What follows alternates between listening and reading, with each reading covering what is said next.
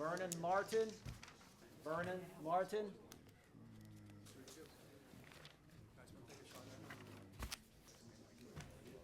We need to put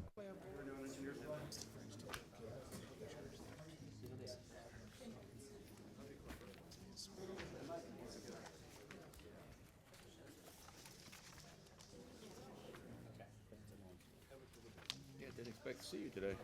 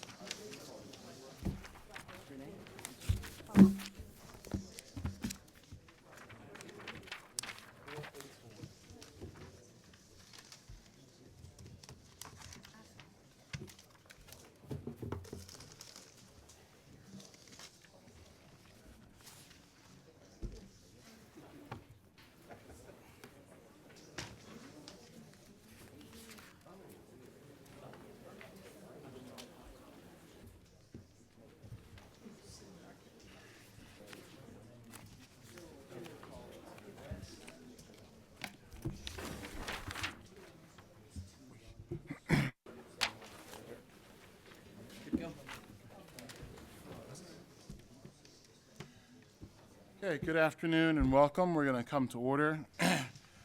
Welcome to the Tuesday, February 23rd, 2016 convening of the Baltimore City Board of Municipal and Zoning Appeals.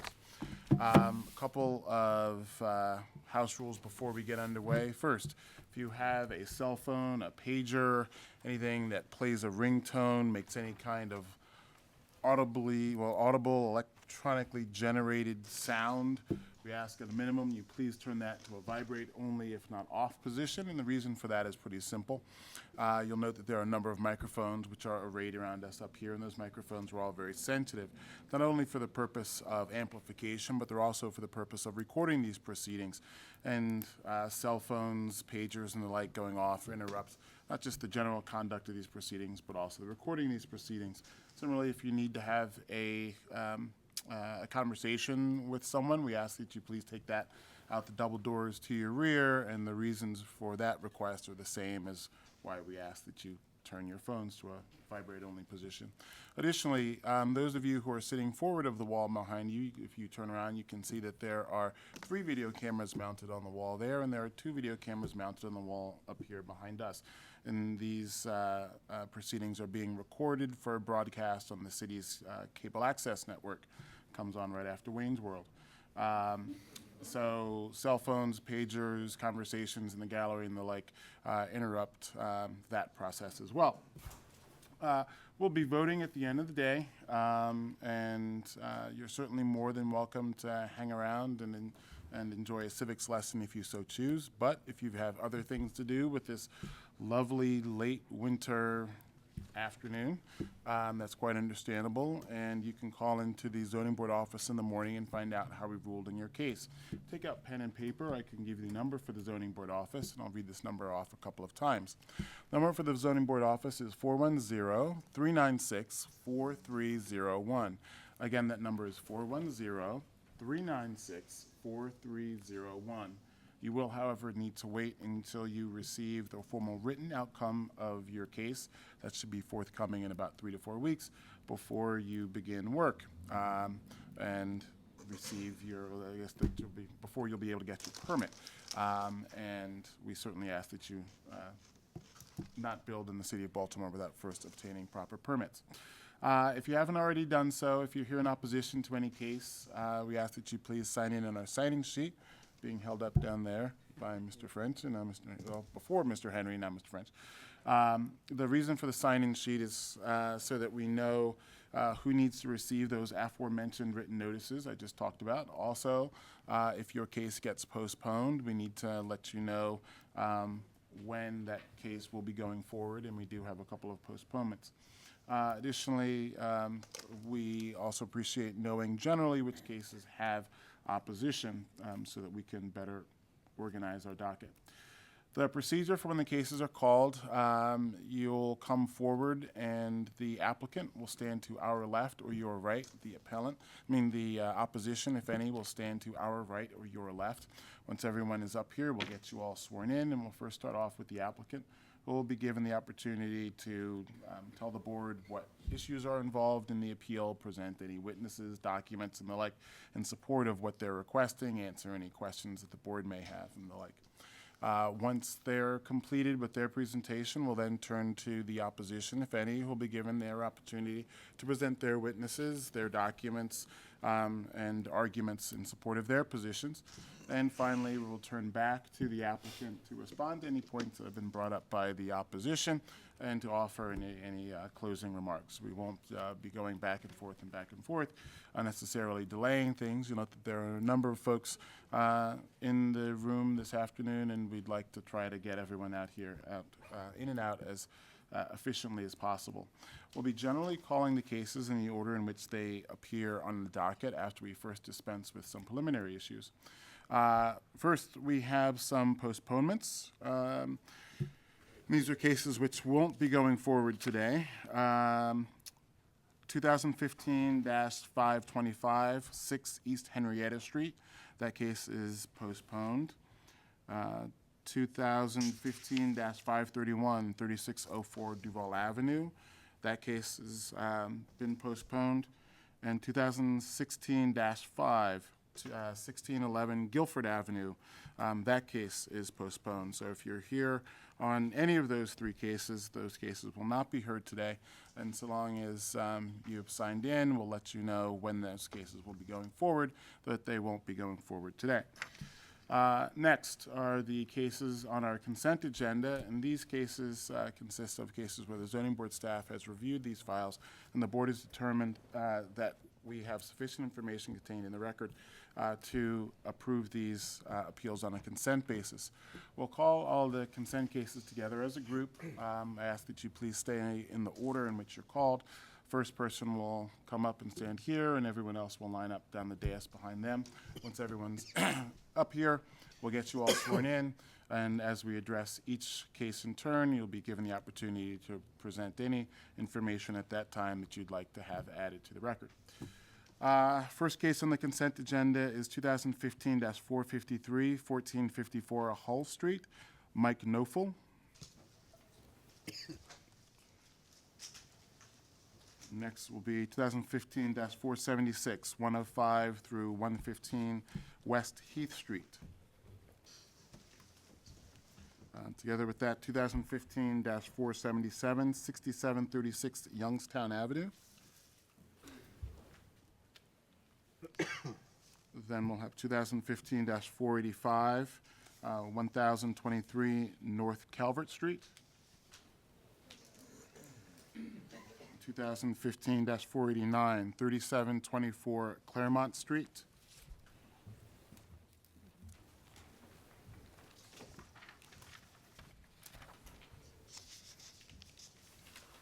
And 2016-524, 1428 Reynolds Street. Sir, you're here for what? 1023. Okay, you'll get in line in there.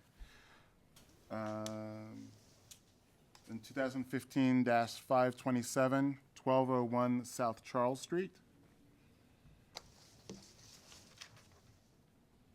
2015-533, 5801 Ricerstown Road. It's Rich Richardson.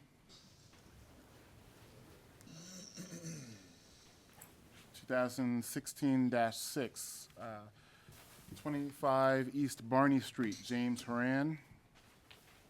In 2016-8, 800 through 802 South Conklin Street, Vernon Martin.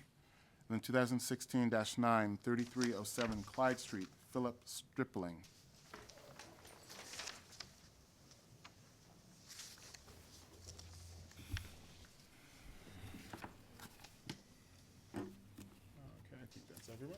All right, if you all can raise your right hands and be sworn, please. Do you swear or affirm the testimony that you're about to give in this hearing will be the truth, the whole truth, and nothing but the truth? I do. All right, first case, 2015-453, 1454 Hull Street, Mike Nofel. Afternoon, Mr. Nofel. Good afternoon. We have this an application to construct a pergola onto a rooftop deck. Is that correct? Yes, sir. And Mr. French for the planning department? Thank you. Martin French for the Baltimore City Planning Department. Department has no comment on this application. Thank you. Thank you. And Mr. Nofel, was there anything you'd like to have added to the record at this time? No, sir. Okay. Zoning board staff, having previously reviewed your application, we've determined that there is sufficient information to approve your appeal. Thank you. Have a good afternoon. Good luck. Take care. Next, 2015-476, 105 through 115 West Heath Street, Joshua Shikola, and we'll also call with that 2015-477, 6736 Youngstown Avenue, also Joshua Shikola. Mr. Shikola? All right, as to 2015-476, actually as to both, we have these appeals described as applications to install 12 additional rooftop telecom antennas. Is that correct? Correct. All right. And Mr. French, does the planning department have anything with regard to either of these appeals? Yes, concerning 107 to 115 West Heath Street, this property, We got that as 105 through 115. all right, typo. Sorry about that. Sure. The department recommends approval of this appeal, subject to these conditions. The antennas and related equipment must be enclosed within a stealth enclosure approved by the Commission for Historical and Architectural Preservation, or where exposed, must be painted to match the building to ensure they are visually unobtrusive. And the antennas and related equipment will remain mounted as illustrated in the plans and elevations submitted to planning, and the applicant will adequately mitigate any adverse effect as specified in the report of the Historical and Architectural Preservation Division of the Department of Planning in accordance with that report's recommendations. This is because the property is located in a designated historic building known as the Rafael Building. Thank you. Thank you. Okay, and Mr. Shikola, are those conditions stated by the planning department acceptable to you? Yes, they are. Okay. Was there anything you'd like to have added to the record at this time? No, thank you. Okay. Zoning board staff, having previously reviewed the application, we determined there is sufficient information to approve your appeal.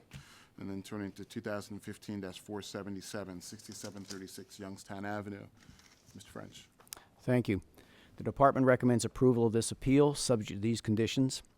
Where visible, antennas and related equipment must be painted to match the building to ensure they are visually unobtrusive. The antennas and related equipment will remain mounted as illustrated in the plans and elevations submitted to planning, and the applicant will adequately mitigate any adverse effect as specified in the report of the Historical and Architectural Preservation Division of the Department of Planning in accordance with that report's recommendations. Thank you. Thank you. And Mr. Shikola, are those conditions acceptable to you? Yes, they are. All right. Anything further at this time? No, thank you. Zoning board staff, having previously reviewed your application, we've determined that there is sufficient information to approve your appeal. Thank you. Good luck. Next, 2015-485, 1023 North Calvert Street, Shah Paracha. Yes. Afternoon, sir. We have this as an application to use the premises as 2 dwelling units with 2 parking spaces. Is that correct? Correct. All right. Mr. French, anything for the planning department? Thank you. The department notes this property is located within the Mount Vernon Historic District. Therefore, the Department of Planning recommends approval of this appeal, subject to the condition that the applicant obtain an authorization to proceed from the Commission for Historical and Architectural Preservation for any exterior alterations, including additions or demolition, required in connection with conversion of the structure on this property to residential use, and provided that at least 1 parking space in the rear of this property be designated or reserved for use by residents of the premises. Thank you. Thank you. All right. And Mr. Paracha, are those conditions stated by Mr. French acceptable to you? Yes, they are. All right. Was there anything further at this time? No, that's it. All right. Zoning board staff, having previously reviewed your application, we determined that there was sufficient information to approve the appeal. All right, thank you. Good luck. Next, 2015-489, 3724 Claremont Street, Joseph Schultz. Herbert Burgunder on behalf of Mr. Schultz. Afternoon, Mr. Burgunder. We have this as an application to construct a 2nd-floor rear overhanging addition with rooftop deck. Is that correct? Yes. Mr. French, anything for the planning department? Planning Department has no comment on this application. Thank you.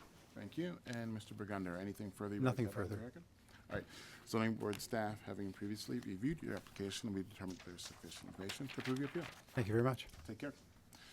Next, 2015-524, 1428 Reynolds Street, Casey Raymond. Cassie, yeah. Cassie, okay. All right, and Ms. Raymond, we have this application to construct a two-story rear addition with rear and rooftop decks. Is that correct? Correct. Mr. French, anything from the planning department? Planning Department has no comment on this application. Thank you. Thank you. And Ms. Raymond, is there anything further you'd like to have added to the record at this time? No, sir. Okay. Zoning board staff, having previously reviewed your application, we determined there's sufficient information to approve your appeal. Thank you. Take care. Bye-bye. Next, 2015-527, 1201 South Charles Street, Kyle Mastelinski. Afternoon, sir. Afternoon. We have this an application to use the first floor front as a restaurant with outdoor table service. Is that correct? That is correct. Okay. Mr. French, for the planning department? Thank you. Planning Department reviewed this application, including the plan for the sidewalk seating, and recommends approval, subject to these conditions, in addition to any the board may establish. A minimum of 6 feet of the sidewalks must remain clear and unobstructed for pedestrian use. The capacity of the outdoor seating area will be not more than 4 tables and 8 patrons on the Charles Street side of the premises, not more than 3 tables and 6 patrons on the West Street side of the premises. The tables will be limited to those that can seat 2 patrons and are to be kept against the wall of the building. There will be no outdoor bar, outdoor music, jukebox, or other form of entertainment, and all patrons must be seated for dining and served by wait staff. Thank you. Thank you. All right, and Mr. Mastelinski, are those conditions stated by the planning department acceptable to you? Yes, they are. All right. Anything further you'd like to have added to the record at this time? No, thank you. Zoning board staff, having previously reviewed your application, we determined there's sufficient information to approve your appeal. Okay, thank you. Thanks. Good luck. Next, 2015-533, 5801 Ricerstown Road, Rich Richardson. Yes, sir. Afternoon, sir. We have this as an application to construct a one-story rear addition onto a management office. Is that correct? Yes, sir. Okay. And Mr. French, anything for the planning department? Planning Department has no comment on this application. Thank you. All right. And Mr. Richardson, anything further you'd like to have added to the record? No, sir.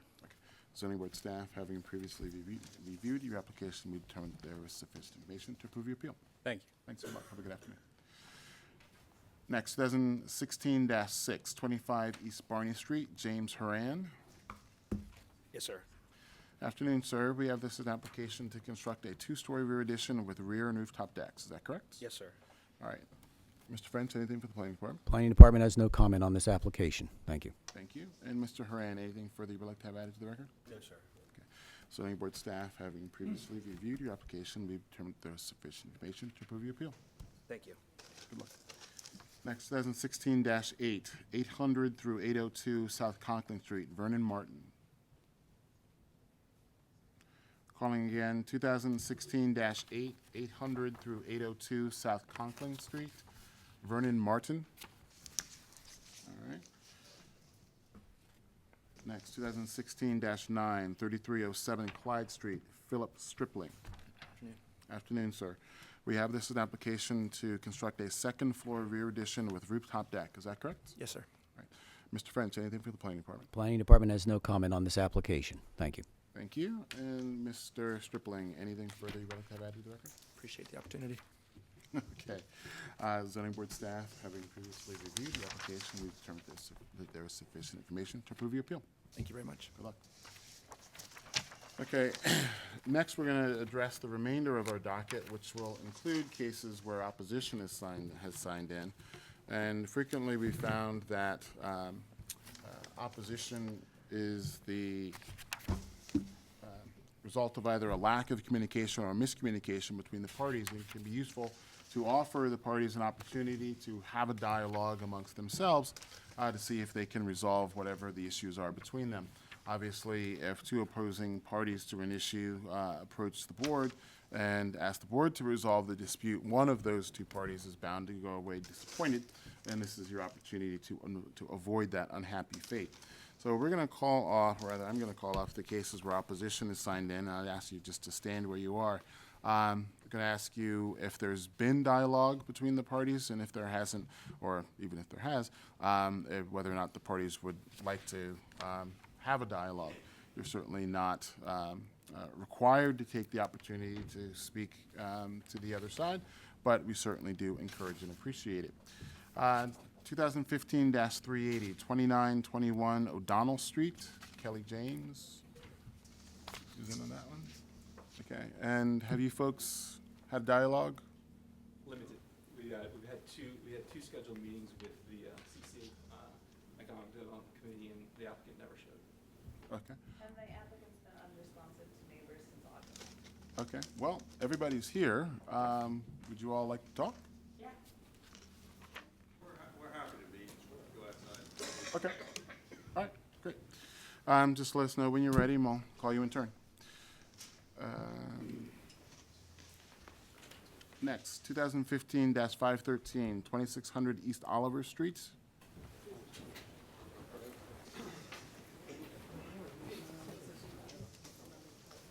Okay, The attorney for the applicant, we haven't had a chance to speak with anyone. We'd be happy to speak with them. I know I have 2 other matters, so as soon as those are called, then we'll step out. okay. Well, you're kind of far down on the list. So if you would like to take the opportunity to sort of see what's what, or, I just want to see if there's resistance on my next matter. I apologize. sure, that's 514? Nope, 901. Yeah, 2015-514, 901 West 36th Street. Yeah, I don't have anyone signing in on that. Okay. So, if you folks want to have a chat, we'll call you in turn.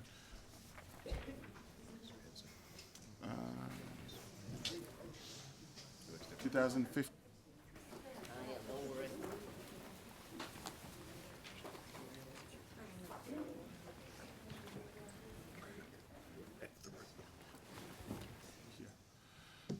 Uh, 2015-523, 3419 through 3433 Frederick Road. And who are the folks who are here on that? I'm Mary Peltzemus. I'm the owner of the property. Okay. I have some documents that Well, right now I'm just calling to see who's signed in opposition and if there's been dialogue. I'm a that's witness. my daughter. She's just here. Okay. So do I need this to testify? No, we're not actually calling the case right now. Okay, We're all right. just seeing I'm who in signed line. it. Just a moment. We're calling to see who signed in opposition and if you folks have spoken. And you can return to your seat and we can see who signed in, and then if they're here, you can find out who they are and have a chat. Okay. Who signed in? Barbara McQueen. Is there a Barbara McQueen? Yes, Okay. And have you folks spoken? I'm in opposition in 3200 block of Frederick Avenue. Yes, that's 2015-523, 3419 through 3433 Frederick Road. Those are 2 different streets. One is a road, one is an avenue. Well, you signed in on this case. And this is the only one concerning Frederick anything. Okay, well. So if you're not here in opposition to this case, then that clarifies that. Okay, because my paper's in the hearings today. That's what the zoning sign says on the building. And this, Okay, well, the only case, okay, so the only case that we have here today is concerning Frederick Road or Avenue, is 3419 through 3433 Frederick Road. wrong address. Okay, all right. So then we know that your case does not have opposition, and we know that you're here on a case that we're not hearing today. Okay, so how could I find out when that case will be? You can call into the zoning board office tomorrow and call and find out where it is on the docket and can find out that way. Well, thank you. Not a problem. And then 34, well, not 34, 2016-3, 816 Mangold Street. Okay, and have you folks spoken? I made a phone call, Your Honor, and I'm willing to talk a little further if she's willing. Okay, folks want to talk? Doesn't hurt. All right. So when you're ready to go forward, just come back in and let us know. All right. 2015-463, 726 North Fremont Avenue, Kim Brown. Is that the first case? Yes. Do you mind calling it one more time? I thought we were still doing discussions. No. 2015-463, 726 North Fremont Avenue, Kim Brown.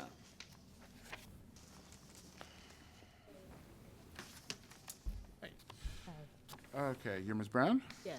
All right, and Ms. Brown, we have this as an application to use the basement as a unisex barber shop. Is that correct? That's correct. You can raise your right hand to be sworn, please, ma'am. My machine's frozen. Okay. Just give me 2 seconds. Sure, you can put your hand down. Technical Never seen difficulty. it do that before, but So my case wasn't opposed? That's correct. I have to switch machines. Let's see.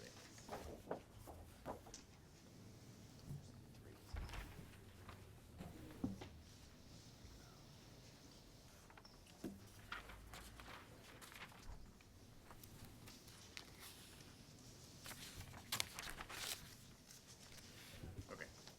Ready? Okay. If you can raise your right hand to be sworn, please, ma'am. Do you swear or affirm the testimony that you're about to give in this hearing will be the truth, the whole truth, and nothing but the truth? Yes.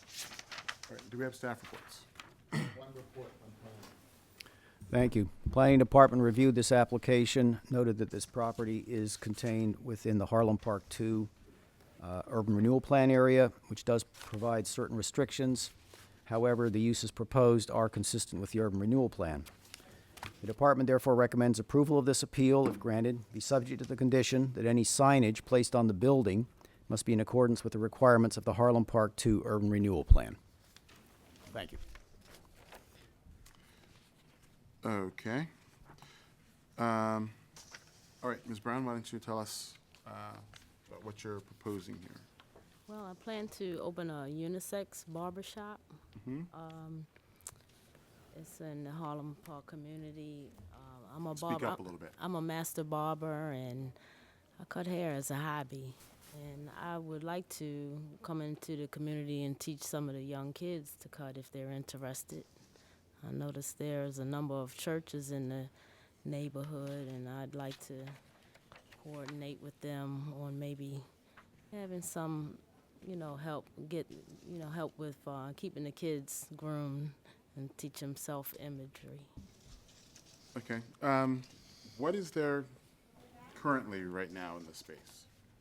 It's empty. It was a convenience store. But the convenience store is not there right now? Not right now, no. Okay, so what's in there? Like, have you been through the space? Have you looked at it? Yeah, I can show you a couple of pictures.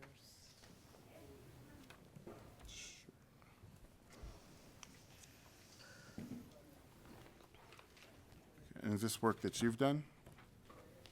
Well, there was some flooding in there, and the owner did some things. Nothing major. Okay. Do you know when the grocery store was last in operation? I believe it was February of 2015. Okay.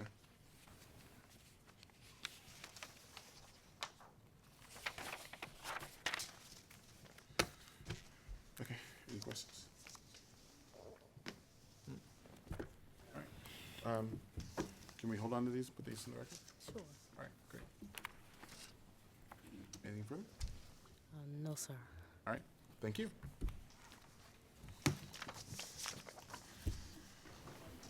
Next, 2015-475, 120 and 160 Oldham Street and 4600 Goff Street, Caroline Hecker.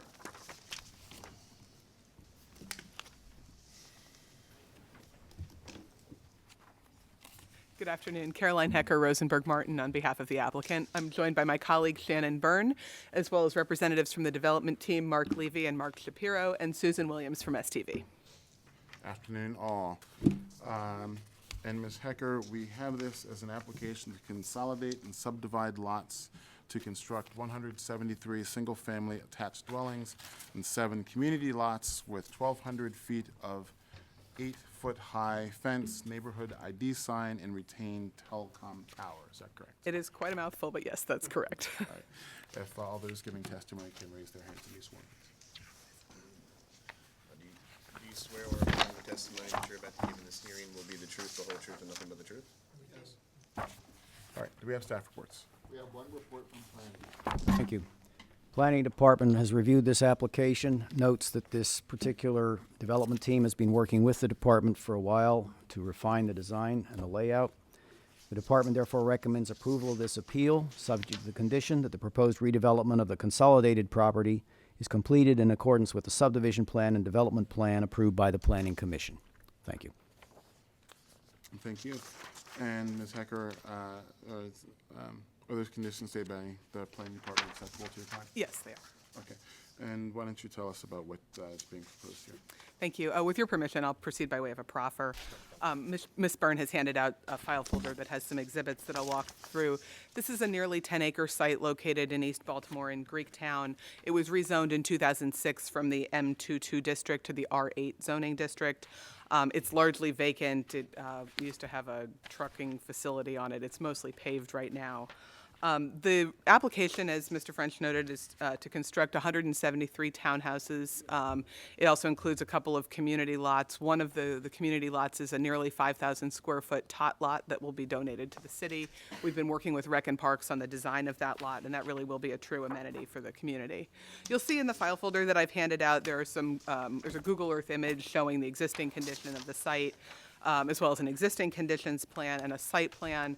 You'll see the site plan identifies the various variances that we're applying for today. I'll note that none of the variances would increase the density of the site. They're merely to accommodate the layout of the townhouses. They relate to setbacks and whatnot, the size of the sign, which will be retained, and the lot coverage area.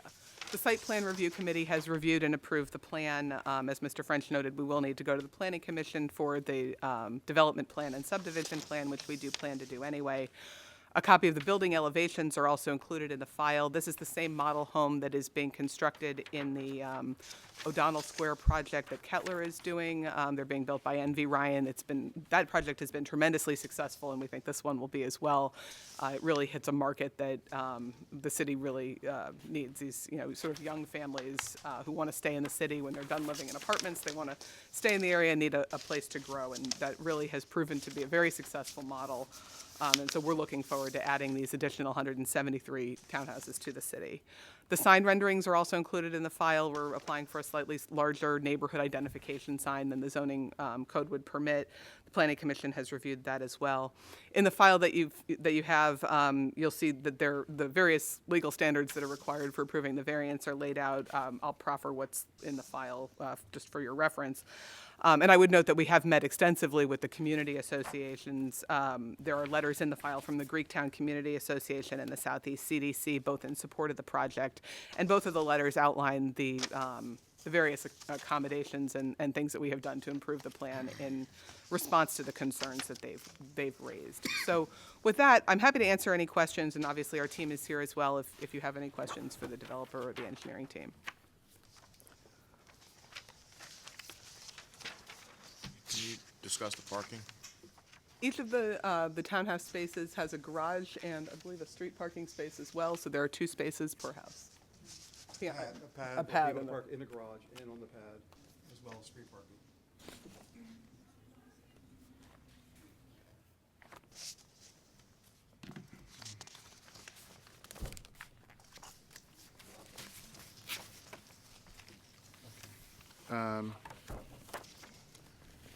And your, I think it's already part of the conditions, but that planning had mentioned, but you'll be going through site plan, of course? We have actually received site plan approval already. Have already, okay. Yes.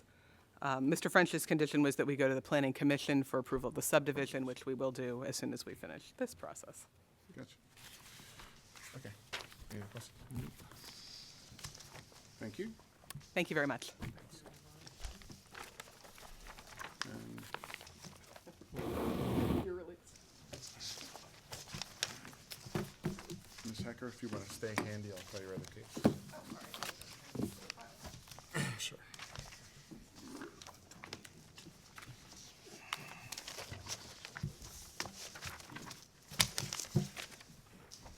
Calling 2015-528, 711 South Central Avenue, Caroline Hecker.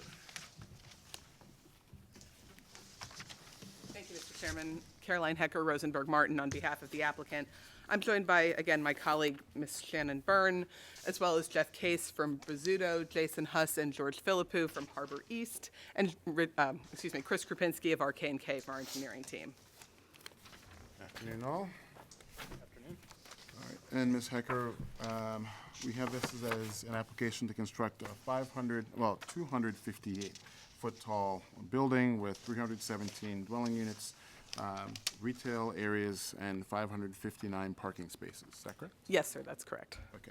All those giving testimony can raise their hands to be sworn, please. Raise your hands. Do you swear or affirm the testimony that you're about to give in this hearing will be the truth, the whole truth, and nothing but the truth? Yes. All right, and do we have staff reports? Thank you. Planning Department is supportive of this application. This particular project has been under review by the department at several levels. We would simply ask that there be a clarification of the amount of the floor area to be provided in the residential section of this property. The department recommends approval otherwise. Thank you. Thank you. All right, and Ms. Hecker, is that the conditions stated by the planning department acceptable to your client? Yes, they are. Okay. And why don't you tell us about what's being proposed here? Thank you. Again, with your permission, I'll proceed by way of a proffer, and I've handed out a series of exhibits that I'll walk through briefly. This is the vacant property. It's improved with a parking lot in Harbor East, located between Eden Street, Central Avenue, Alisana, and Lancaster. It is one of the few undeveloped lots in Harbor East, and it's proposed to be redeveloped by Brizzuto and Harbor East as a new site for the Whole Foods, probably worst kept secret in Baltimore that the Whole Foods is planning to relocate. The cat's out of the bag now, and as well as a apartment building on top of it that'll have 317 units that Harbor East is developing in connection with Brizzuto. As Mr. French mentioned, we've been working extensively with the planning department as well as the transportation department to finalize the site plan. And one of the things that Mr. French alluded to that has shifted a little bit during that process is the lot size and the exact configuration of the building. With the cooperation of the Department of Transportation, we are proposing to close a small portion of Eden Street and a small portion of Alisana Street. That will increase our lot size from what currently exists. We'll take a portion of those two streets. The building has also shifted slightly since our application was originally filed, and we are now proposing to have slightly over an FAR of 8.8. It's about 8.85. I've included in the file, rounding it up to 8.9 to give us a little bit of cushion as we work through the final design of the building. We are also applying for a minimum lot area variance for the density. As I mentioned, there are 317 units proposed. We've applied for a 7% density variance, which is obviously well within what the board has the authority to grant. And the third variance that we're applying for relates to the size of the parking spaces. To permit parking spaces that are 171 square feet, they'd be 9 by 19 instead of 9 by 20, which 180 square feet, which is what the zoning code requires.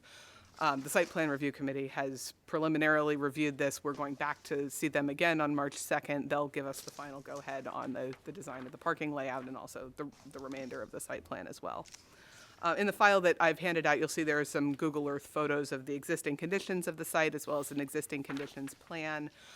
The amended site plan that's in the file reflects the closure of the portions of Eden and Alisana Street that are proposed, the new boundary lines of the property, and the new location of the building.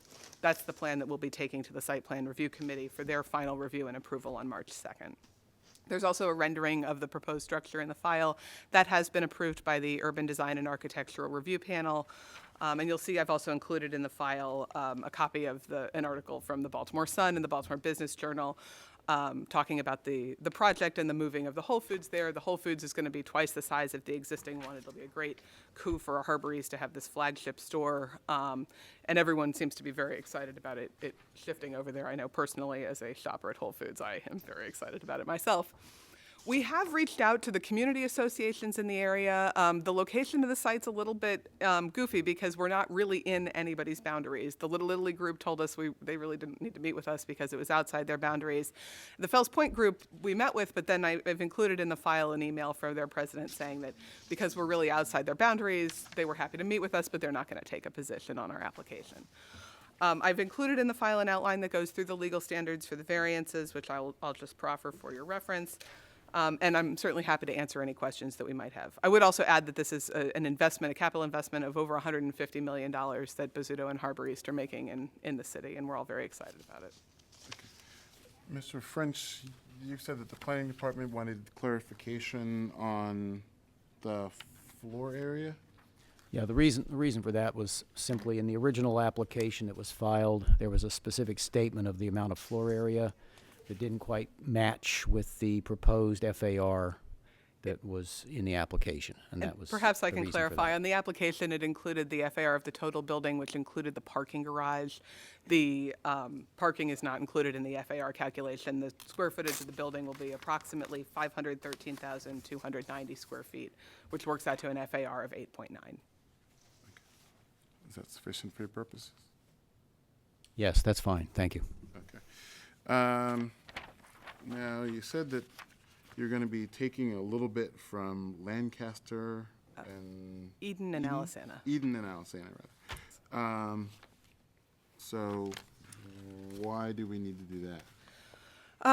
Well, the answer relates to the Whole Foods lease. They require a certain amount of square footage to do their store, and the confines of the lot area were frankly not large enough to make it work. So in consultation with the Department of Transportation, they have consented to the closure of about 6 feet of Alisana Street, and it's about 13 or 14 feet of Eden Street. And we've worked extensively with DOT on that. Another thing that DOT had been concerned about our initial plan proposed making Lancaster Street one way. After talking to the community about that and talking to DOT, we've come back on that idea and decided to leave Lancaster 2 ways to facilitate the traffic circulation around the site. Okay. Any questions? Still patron parking in the garage? Yes. Similar to now? Yes. Community asked us that too.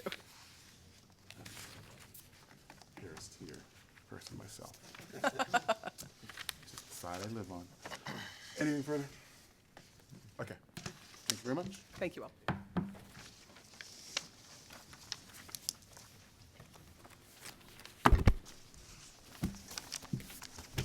Okay.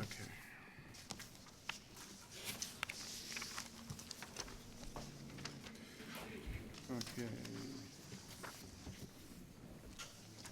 2015-43, 249 South Ladden Avenue, Surinder Singh.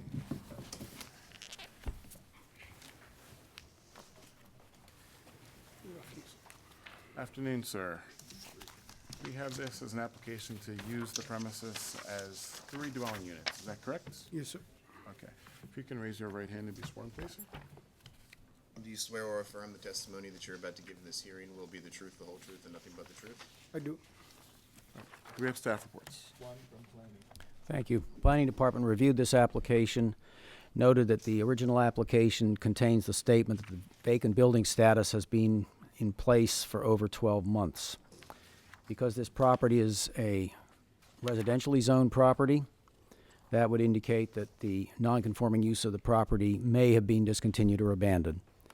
The Department of Planning therefore recommends disapproval of this appeal unless the applicant demonstrates to the board that previous use of this premises as 3 dwelling units was lawfully established, because the zoning code does not provide the board discretionary authority to approve conversion of a single-family attached dwelling to a multiple-family attached dwelling in the R8, R6 zoning district where this property is located. Thank you. Thank you. Okay, Mr. Singh, why don't you tell us about what you're proposing here, and also if you can tell us about the history of the use of the property. Okay, the property I bought I didn't do anything with this property, and it's been zoned from since, I'm sorry? When did you buy it? I bought last year. 2015. Yes, sir. And the property was zoned for 3 family, and it been zoned since 1935. And it have 3 separate meter from BZE, and they have the I provided the floor plan also with easements. They have all three different levels, different entrance. As you can see on the floor plans. Okay, so from what I'm seeing from the zoning summary card that you've handed up, there's a notation that, yes, in October of 1998, there was a vacant house notice issued. No, I lost the second page. It was in 2000, I think 13. And the building was vacant. I lost the second page. Well, but I mean, but on this page, it's showing that in 1998 there was one, and then I guess you're saying that there was another one that was issued in 2013? Yes, sir. 2013, the building was vacant notice. And after 12 months, they changed to the single family home. But it's still 3-family home. And the 3 apartments, and they have separate meter, separate gas meter, and everything is constructed like it's like grandfather zoning. Sure, and I guess that's where the difficulty comes in. Well, why don't you tell us about when you bought it, what was there? It was this 3-family house. Okay. Was there anyone living in it? No, sir, it was vacant. Okay, and what's the physical condition of the building? I mean, I painted the building, I replaced the floor, and I mean, that's what I done it. Okay. What's the condition of the roof? It's before I bought it, it's brand new roof. Okay. All right. Because the difficulty is that And what the code provides is that, because I hear you as far as that the fact that what you're saying is that the property was, I guess it's, as it is constructed right now, it's built for 3 dwelling units. yes, sir. What the code provides is that in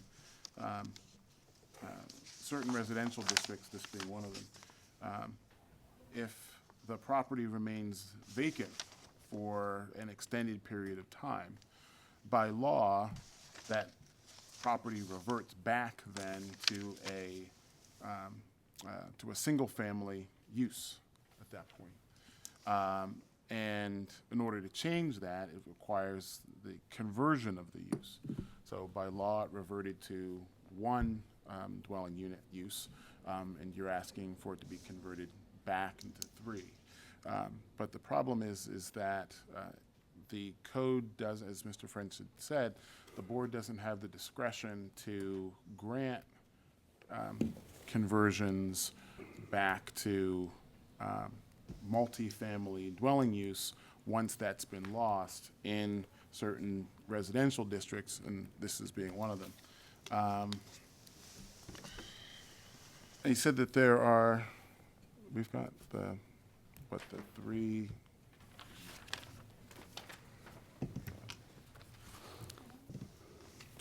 And also, I spoke to the Baltimore, and I've been paying, and in the record, in the registration office, I pay them also for 3 units in the record, and they're charging for the registration fees for 3 dwelling, and they have been since long time, like since 1935. I have not add anything. They have 3 kitchen, 3 bathroom. Even the Baltimore city was there, and I spoke to them last week also. And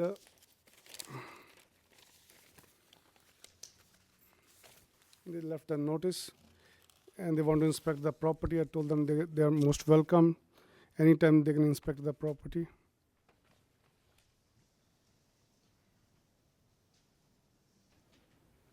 And as you can go over there, is brand new roof on it, and they have 3 kitchen, 3 bathroom, and all they have separate entrance.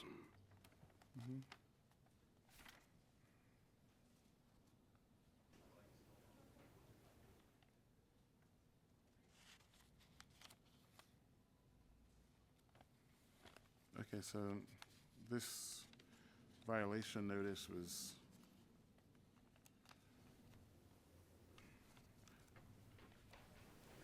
And October 8. Yeah, for February 8th. Yes, sir. What did they say that the problem was? No, they said that there was before I buy this property, before I bought this property, there was, Before.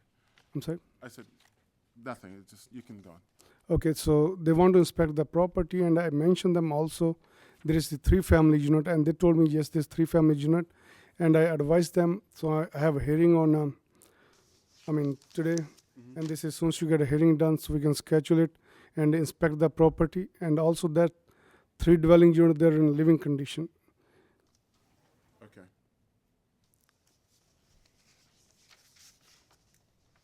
Because you're gonna convert to 1 kitchen, it's the first floor, as you see the floor plan, you can see it, the 2nd floor and 3rd floor have separate entrance, it's not one entrance for the whole property. On the floor plan, I mention it.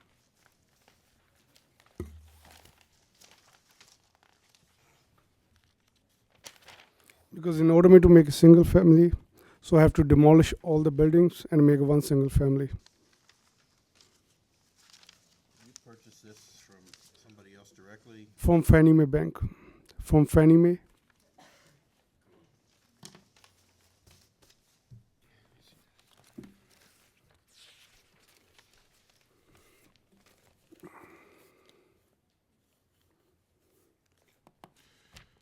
Okay. Any questions? Do you want these back? Please.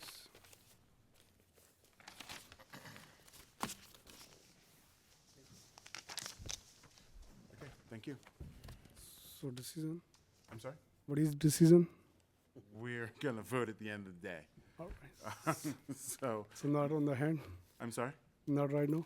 No. As I said at the beginning, you can call into the zoning board office in the morning and find out how we ruled. You can also stick around. We're probably gonna be here for 2 to 3 more hours, 2-3 more hours. so. So, but I would like to add something also, like when I bought the building, right? So if they're saying it's a single family, right? So I have to demolish all the building and turn into 1 building, because there's 3 separate entrance, 3 separate kitchen, 3 separate bathroom. I know what the ramification would be. I get that part. You got it? Thanks so much. Thank you. Next, 2015-44, 307 Lyndhurst Street, Gregory Wangost.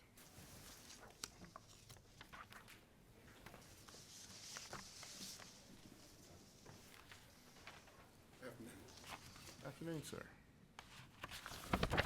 How do I pronounce your name? Oingust. Okay, I did it right.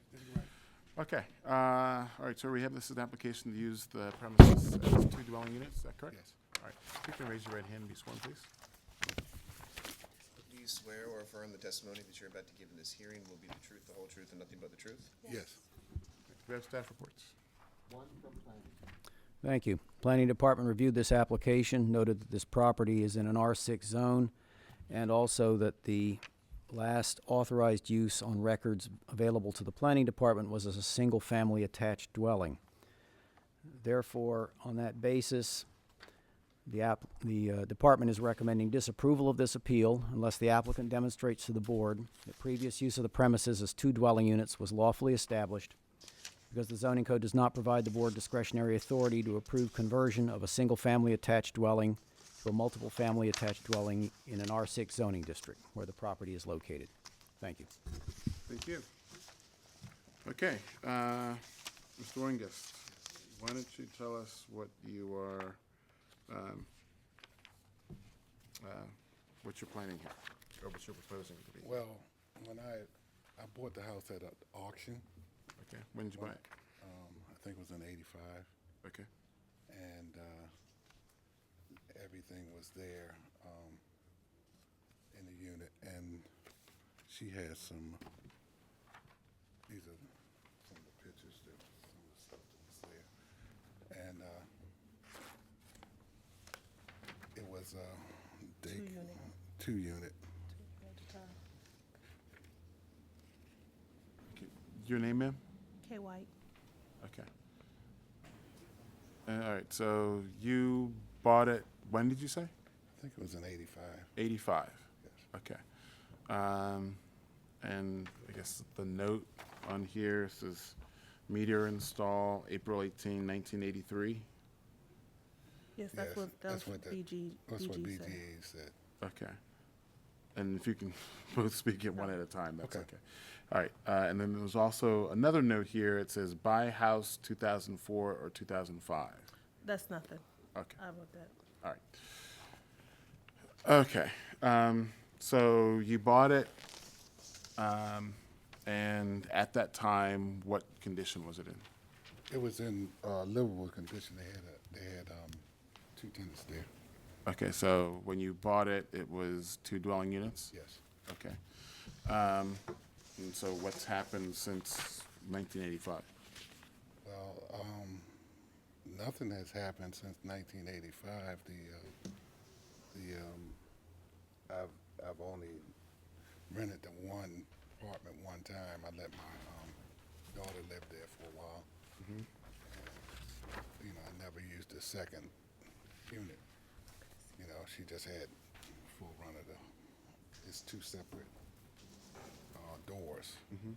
And she lived on the first floor. Okay, so you didn't use the second unit No, I did not. for 30 years? Yeah, she's been there. I mean, I had another lady that lived there for a little while, and then my daughter moved back. Okay. Yeah. All right. And so now you're looking to rent out the second unit? Yes, I would like to just try to, provide housing for, quality housing for neighborhood. Okay. So you're in a similar situation as the case right before yours, where you, although I guess in your situation, you've owned the property for 30 years or so. And when you purchased it, I didn't, wait a minute. I didn't buy that in, You said 85. did I buy it in 85? No, I didn't buy it in 85. Yeah, 85, right. okay, 85? okay. And 2 recessions ago. yeah, more than that. I had to think about this. But, so you've had it since 85. It was 2 dwelling units at that time.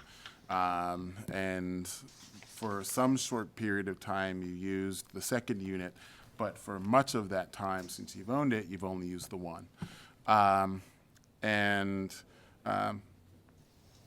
Although the property here has been occupied, the property, that is the entire, some portion of the building has been occupied during that time.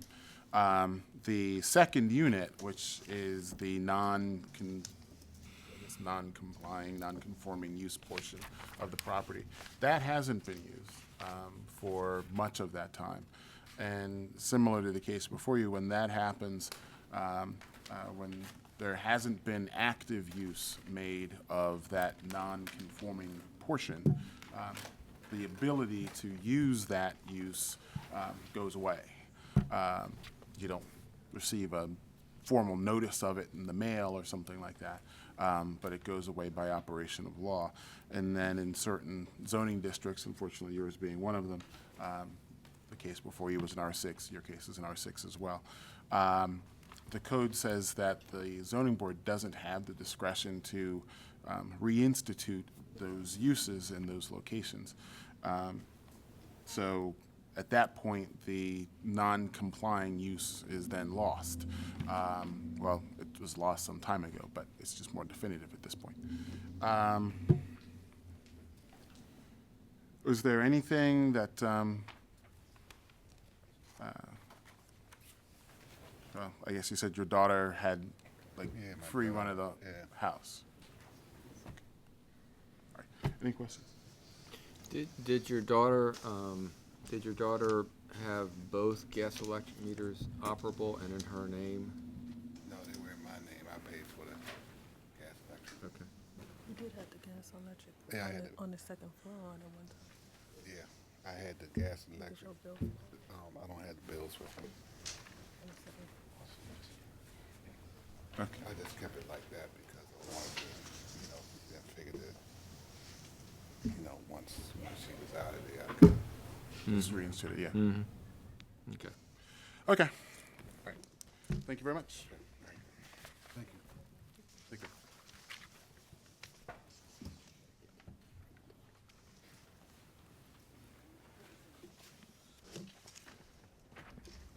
That's what I was going to try to say, but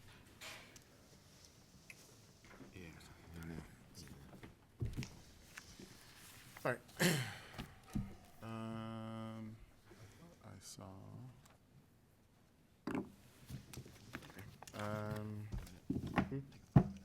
Okay. All right. We'll take a 5-minute break.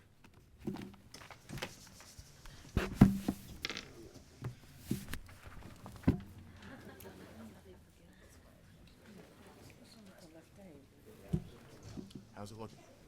It's not good. Not good at all. No movement whatsoever. But 901's good. Get up and out of this. Okay. I think I misled him. Sure. All right, so you weren't able to come to a resolution? Singing Are you gonna do Kumbaya it? yet. Their point of view is, and ours All the way is, over in the mayor's office. well, not, You got to start the process, right? Okay. Do you want to postpone, see if you can get something worked out later, or do you just want to try to see what you can get done? I don't know that, if there's any possibility of working got 'em to something out, stop we'd be yelling. open to it. I don't know if, is there any possibility of sitting down and discussing it? No, okay, so, no, we'll just go for it. Okay. Put it last. Okay. All right, sure.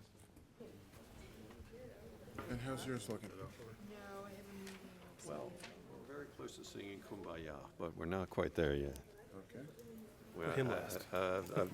Yeah, you can take us last. We're trying to wear them down, but everybody seems to be getting along. Well, keep on making progress. We're making. It's never going to get 100%, but we're 80% there. How good settlements are built, right? That's right. I think you got a few controversial things to do. Yes, today is the day for contrarianism. Yeah. The weather must bring it out. As they said in Cool Hand Luke, what we got here is a failure to communicate.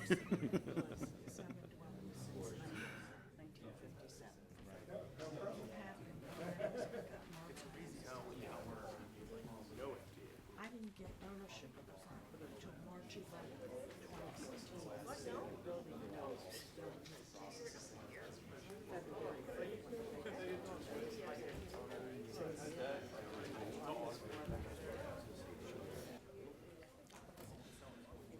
Okay, we're going to come back to order and go back on the record. All right. Calling our next case, 2015-514, 901 West 36th Street, Abraham Hurdle.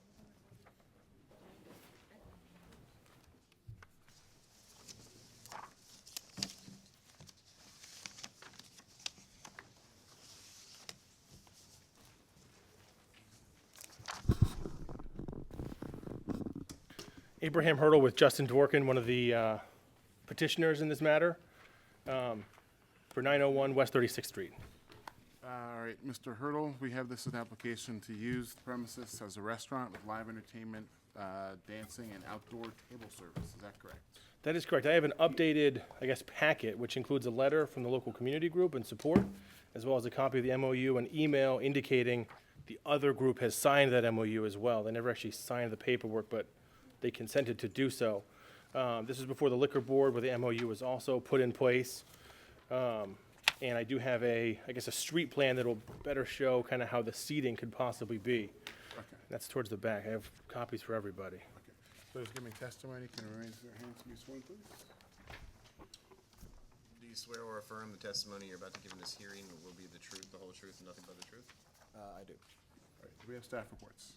Yes, first we have a letter from the Hamden Community Council. They write, The council, on behalf of the community of Hampton at large, supports the live entertainment and outdoor table service as described in the confines of the Memorandum of Understanding by both the Hampton Community Councils and the Village Merchants Association. Does planning have a report? Thank you. Planning Department has reviewed this application. Notes specifically that this property is contained in an urban renewal area where the proposed use is allowed, the Hamden Business Area, urban renewal area. Secondly, the department has reviewed the details of the application itself and encourages the applicant to provide a final estimate of the capacity for this establishment. We understand the issue about fire rating, and you have to get all the way to the end, basically, before you get that. But once that capacity rating is provided, the department would encourage a security plan which would be commensurate with the number of rated persons allowed on the premises at any one time. The applicant is also proposing outdoor table service. The width of the sidewalk along 36th Street can certainly provide the space for this. The board has approved similar things at a couple of other locations within a block or so of this premises. Therefore, the department recommends approval of this appeal subject to these conditions. For the live entertainment, a copy of the use and occupancy permit for the premises must be kept on the premises and available for inspection by representatives of Baltimore City at all times. A copy of the written approval of the board of the live entertainment provided on the premises, including details of any restrictions or limitations on live entertainment provided, must be kept on the premises and available for inspection by representatives of Baltimore City at all times. And a copy of all other permits and licenses required pursuant to the written approval of the board must be kept on the premises and available for inspection by representatives of Baltimore City at all times. For outdoor table service, the department recommends these conditions. A minimum of 6 feet along the front sidewalk along 36th Street must remain clear and unobstructed for pedestrian use. The capacity of this outdoor seating area will be not more than 2 tables and 6 patrons. The tables will be limited to those that can seat 4 patrons placed between the entry doors, 1 that can seat 2 patrons placed near the western edge of the property, and are to be kept against the front wall of the building. There will be no outdoor bar, no outdoor music, jukebox, or other form of entertainment, and all patrons must be seated for dining and served by wait staff. Thank you. Thank you, Mr. French. All right, Mr. Hurdle, are those conditions stated by the planning department acceptable to your client? We were hoping to have 2 4-person tables as opposed to, it sounds like 2 3-person tables, if possible, but if the only possibility. If I could clarify, that's 1 4-top and 1 2-top that we were Correct. recommending. If we could do 2, we were hoping to do 2 4-tops, but if the board doesn't see that that's fit, that's something that we'll be fine with. We would keep the 6-foot space requirement, of course, regardless. And otherwise, we are in full agreement with planning and the MOU and agreement and letter signed by the community group. Okay. All right, why don't you tell us what is being proposed here? What's being proposed currently, the floor plan that you have in front of you indicates 230 potential seats. Of course, fire department rating is not done yet. The building is still kind of in antique store mode, which is what it previously was. The goal is to have a kitchen space in the basement. The first floor is going to be primarily restaurant space, and the second floor is going to be kind of some private areas, things like that, for maybe where they can have some private meetings, things of that nature. If you've been to Pratt Street Ale House or any of the other levels that they have, the breakout is going to be in some ways very similar. The gentlemen who are going to be running this property run Pratt Street Ale House. In no way is it going to be it's going to be a similar establishment, but the crowd is, of course, going to be very different. It's going to be much quieter. The outdoor seating is going to be much more limited in that sense. And again, it's going to be mostly a local place. Parking is going to be done through, I believe, a valet service in the area. They've already worked out an agreement with that group. And they meet all the requirements. I believe there's going to be a valet post put out directly in front of this spot once we kind of get to that stage. How many days a week? Valet will be there. I believe 7 days a week. Yeah, my understanding was it was going to be every evening. They talked with the community. One of the big concerns was the alleyway out back in terms of blocking the alley or noise for the neighbors, because beyond the alley is residential right there. And extensive discussions went into when the windows will be open, when they'll be closed, the type of music, the type of entertainment that will be provided. and significant limitations were put in place according to the MOU, which is extensive. The hours are, I don't believe there's any real limitation on the hours. It has been a while since I've looked at the MOU, but if there are limitations in the MOU, we would be bound by those. I think your application says that, I think the latest you're going Midnight. is midnight? Friday- on Friday and Saturday. I think that sounds about right. I mean, again, it's not going to be a situation where, 7 to 10 every other night. again, it's a slightly different crowd that you have from the downtown crowd, given the residents in the area and the type of places nearby. Again, we worked diligently with the community group. I think we started talking to them, I want to say, maybe 6 months ago, 7 months ago, prior to putting in a liquor application in. And most of the things were worked out prior to that as well. We were approved for a restaurant application. And of course, live entertainment would be only possible with approval from this board, though the liquor board has on their, That would be one of those electronic devices we asked to be set to a vibrate-only position.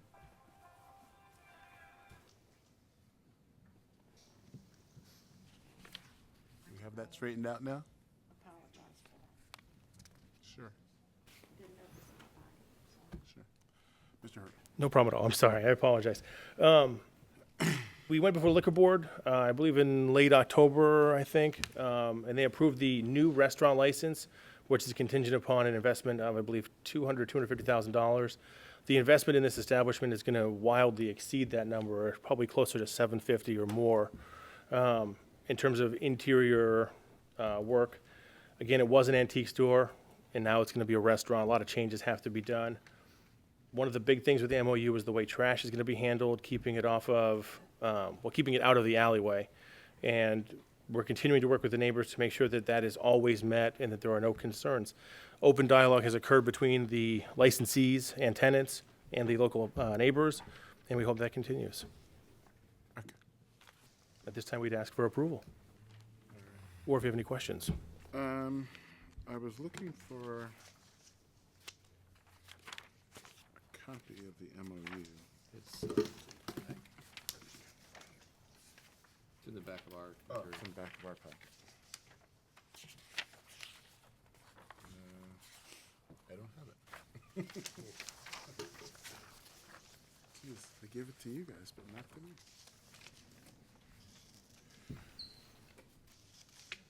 Probably because we're looking through them.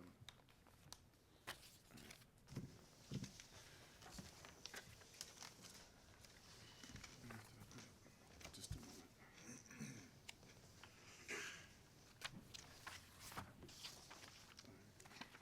But the agreement that you've submitted would become part of would be part of the resolution that gets generated in this case. That's absolutely fine. We already have the MOU with the liquor license, so its terms are already binding in one way or another.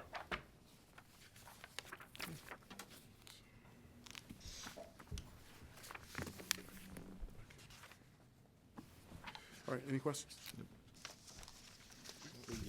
Just a quick question. How many Sure. patrons? Again, the floor plan we have is 230, which I think is an extreme example, assuming that all these seats get approved. The second floor is probably not going to be used with the seating plan that has been presented. It'll probably be, again, more overflow than anything else. Justin, what do you think in terms of regular Much less patrons? than that number. That's the original number that we were looking at, but the upstairs won't. It'll be set up to be flexible for private events. And per the MOU, you are responsible for essentially policing the area by way of security. Is there a security plan for the? I mean, we've used security on large event days at Pratt Street. I just don't see, as far as the premises, we have camera systems, we have, multiple managers on site at any given time, but I don't see a need for a security force at this location at any given time. Given the other restaurants they've got, they tend to be well-staffed, certainly sufficient staffing in terms of with the waiters, bartenders, and other staff members, and all of them kind of act in a way to set a certain tone that kind of, in a lot of ways, dampens down any sort of misbehavior. That being said, there are security personnel on in the evenings that are needed, and they're certainly sensitive to the neighborhood. If there's an issue or they're alerted to an issue or a concern, they'll make the changes. They're destined to be there for a while, and they hope to. It only works if the neighbors are on board. That's the situation, I guess. Where's the stage going to be? Is that this area right up here? There's not going to be any stage at all. No, none at all. No stage. That's part of the, I believe the MOU indicates that there's no stage, no specific dancing area. You know, there may be musical acts, but it's not going to be, you know, Bon Jovi's not going to play on a stage in the back by any means. It's going to be, I mean, what kind of acts do you guys have at Pratt Street? Only two-guy acoustic kind of things. We don't have anything, you know, even amplified beyond vocals. You had mentioned that that you would not put trash in the back of the wing. How are you going to handle the trash? We have an internal space that was like an old oil boiler that we're updating all that with the HVAC. So there's a big built-out room in the building that we're planning to use for that. I think you've had discussions with the neighbor as well, and it's going to be. We've also had discussions with one of the neighbors that have a dumpster in the adjacent parking lot. That it's you know we have our internal space and we have a deal with them. Okay.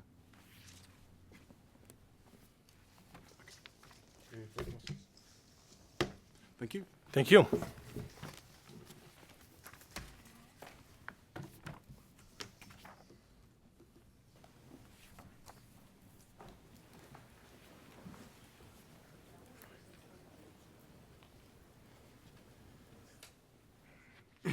Two 2015-517, 1509 East Fort Avenue, Dorian Kedash.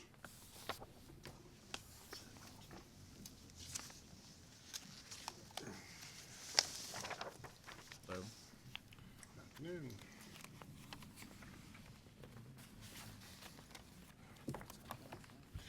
Okay, so we have this as an application to subdivide a lot into two single-family dwellings. Is that correct? Correct. All right. You can raise your right hand and be sworn, please. Do you swear or affirm the testimony that you're about to give in this hearing will be the truth, the whole truth, and nothing but the truth? I did. Do we have staff reports? Thank you. Planning Department reviewed this application, noted that this property is proposed for subdivision, therefore has no objection to this application, and recommends that approval of the appeal, if granted, be subject to the condition that the proposed subdivision receives approval from the Planning Commission. Thank you. All right, and so why don't you tell us about what's being proposed here? So the property was two properties until it was consolidated in 2007 as one. When it was, and I think I submitted something a few weeks ago, the way the deed is still written, it's still described as two separate properties. One is leasehold and one is fee simple. The only thing I would be doing is closing a 6-foot opening on the inside of the property to revert it back to the way that it was. I have applied for a CHAP application with Stacy Montgomery, and I had reviewed with her, would it be in CHAP's best eyes, as well as mine, to renovate it as one property? She says no, because really there's two vestibules, there's two staircases, they would want all that retained. All the other properties on the block conform to the way that the current deed is written as far as size of the legal description, length and width.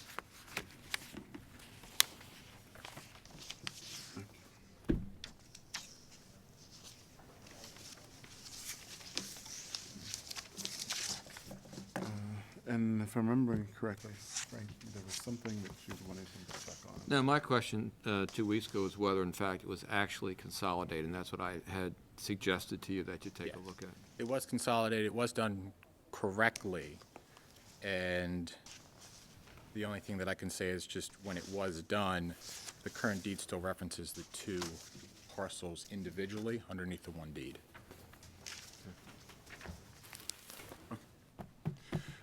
Question? All right, thank you. Yep, thanks. Mr. Washington, if I may, we actually think we may have a mistake with what we informed you of, and I want to correct it if possible.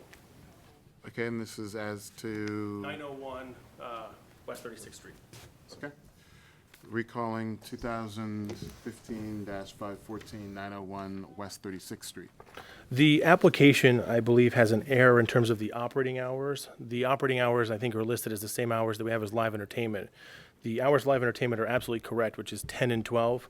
The MOU, which is the controlling document with the liquor board, and we would hope here, is live entertainment by 12, again, in accordance with the application, and closing by 2 a.m. every night. Again, that's the provision in the MOU. That's what had been previously discussed. It must have been an oversight in the application that the 2 hours groups match up. Again, most of the time with Pratt Street, you are open till 2 a.m., but you guys usually close before that. I just wouldn't want to push it to if there's a late game or something like that. We're not a late night kind of location, but I wouldn't want to kick people out. And we don't want there to be any sort of, we want to make sure that everyone was clear and come back as soon as possible, rectifying the issues. Absolutely. Well, I think it's 10 and 12, just according to the hours. I think that was just an oversight. I apologize. That's all right. Okay. Thank you. Thank you.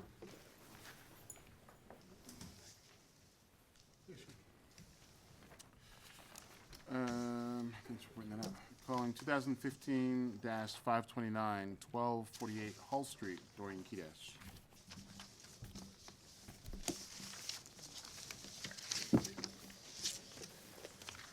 Afternoon, sir.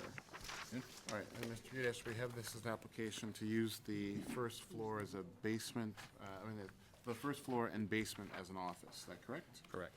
All right, you've already been sworn, so we can go to staff reports.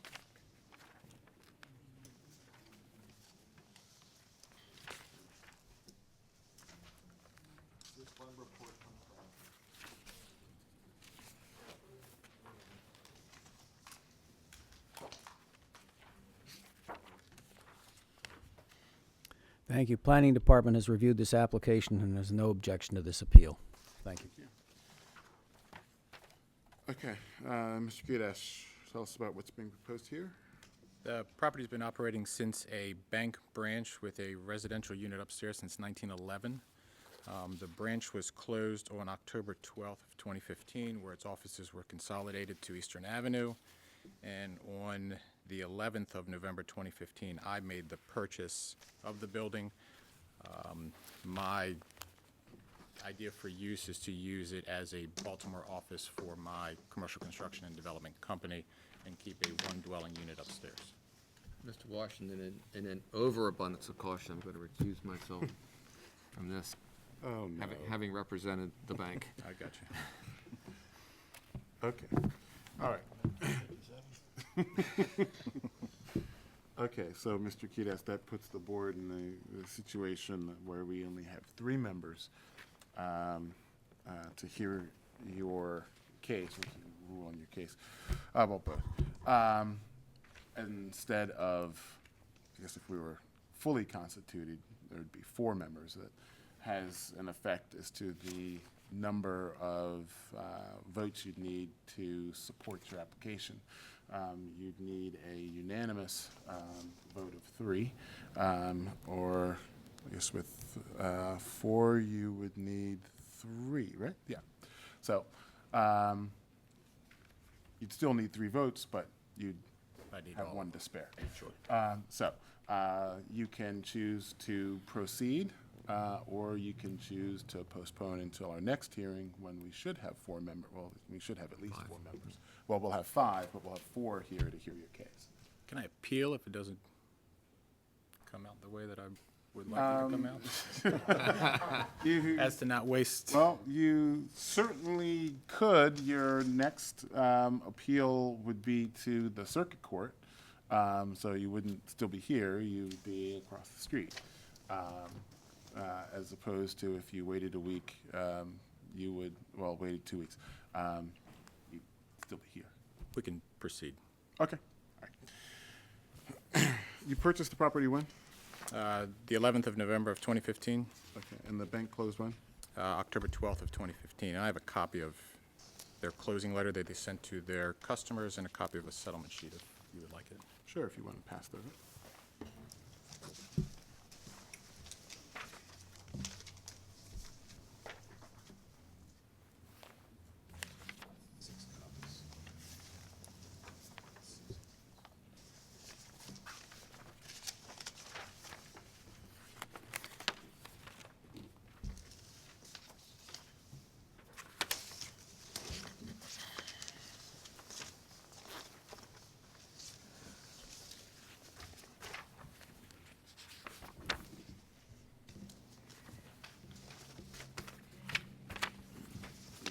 the rest. There you go.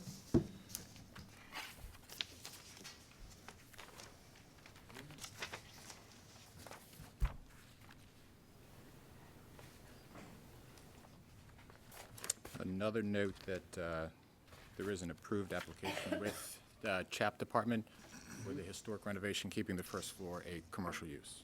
Okay. As far as their planning goes. Any questions? All right, thank you very much. Thank you.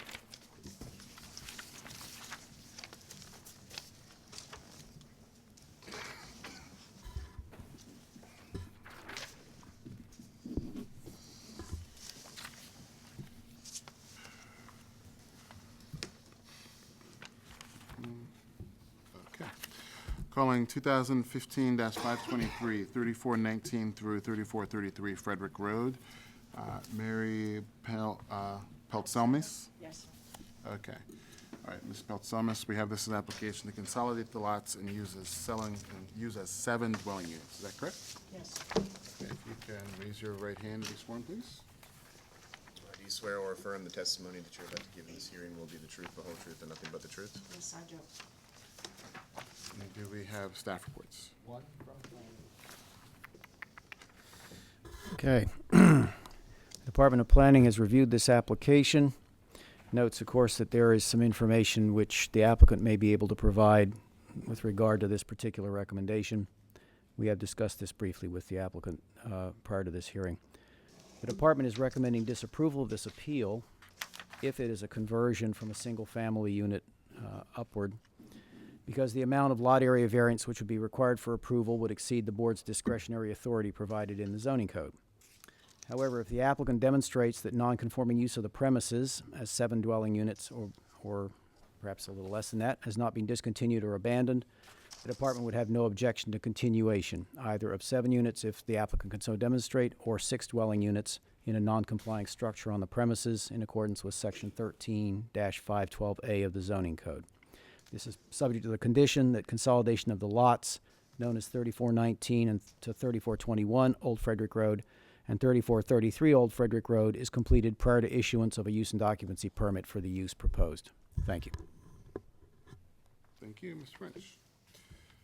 Okay. Okay, Ms. Peltzelmis, why don't you tell us about what is being proposed?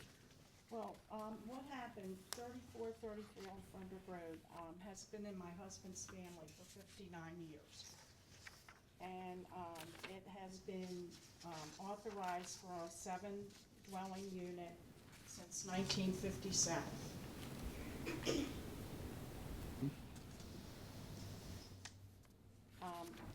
I would ask the board to really give us your love and support, because my husband was murdered in the unit. And my home was, I have documentation here, you know, that you all can read without going into a whole lot of detail. But my home was broken into, and I came home from work and found my husband assaulted. It had been a multi-family dwelling unit for since 1957. We raised our children there. We had wonderful tenants. We were across the street from a school, and I came home and found him dead on the floor.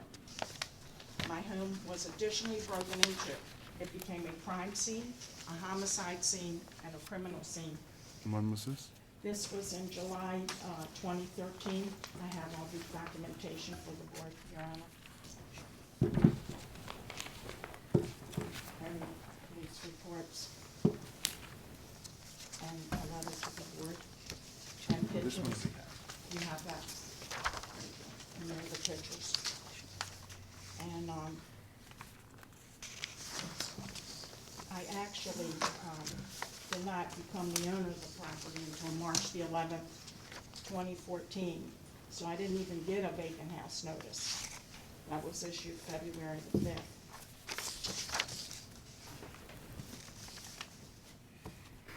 Never saw it. Wasn't even aware of it until I went to the city to pay my multiple family dwelling license. I think in December it was. And the staff was wonderful, and someone told me then, you know, you got a vacant house notice. I said, well, I never got it, but I wasn't the owner then. I didn't become the owner until March the 11th, 2014, and you can put that in the file. No, sorry, what was the date of the vacant house notice? The date of the vacant house notice issuance was February the 5th. I never got it. Which year? 2014. 2014, okay. And then here are the documents from ground rent redemption that I became owner of 3433 and 3419 and 3421, March 11th, which was 6 days after, they issued a notice 6 days prior to me becoming an owner.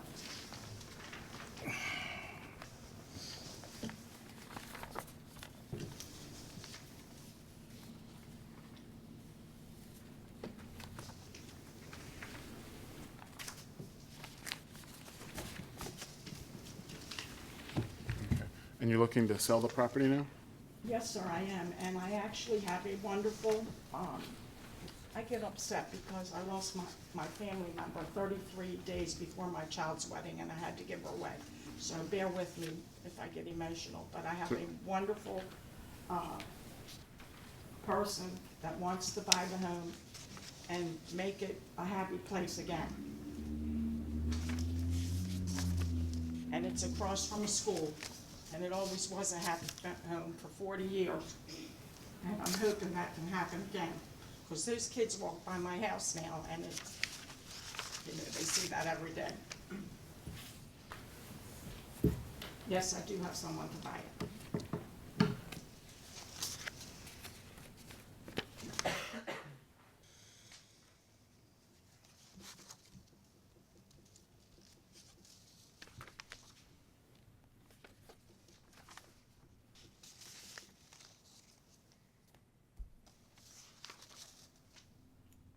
So, after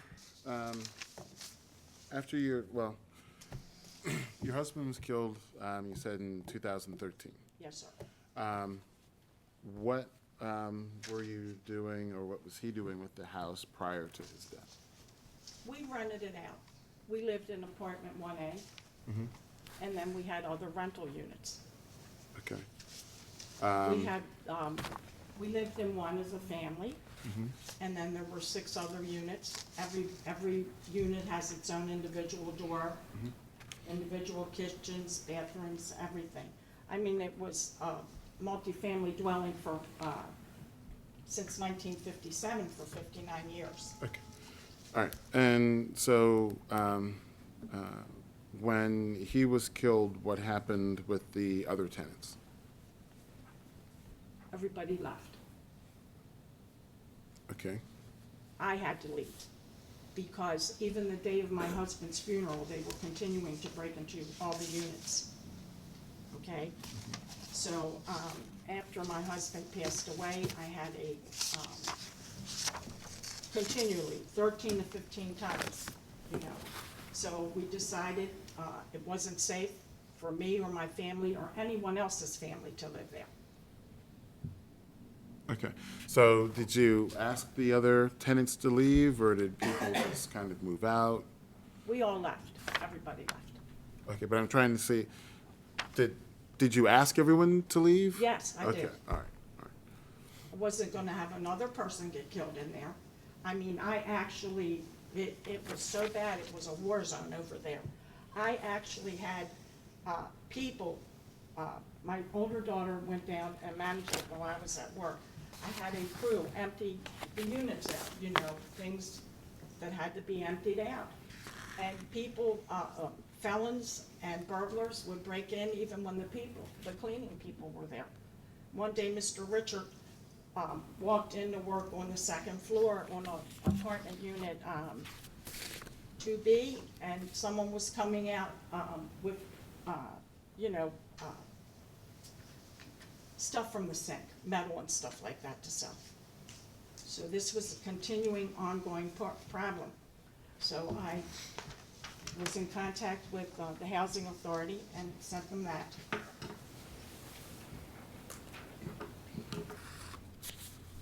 Mind you, the unit is across from a school. You have children walking across that corner every day.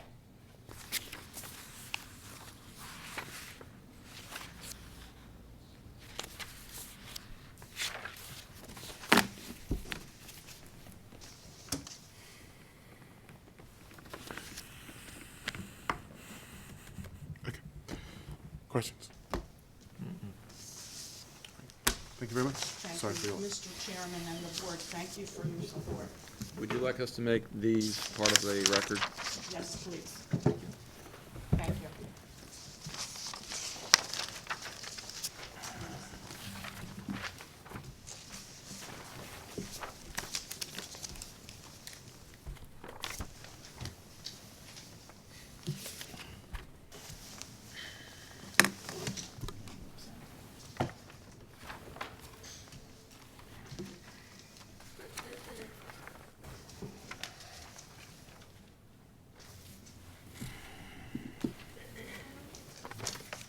Two 2016-2, 1511, and 1513 Eastern Avenue, Julie Tice.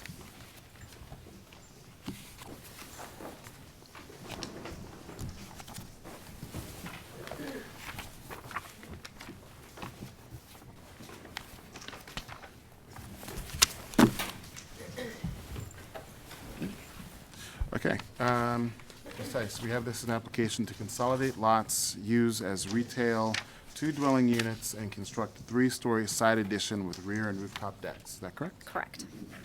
All those giving testimony can raise their hands and be sworn, please.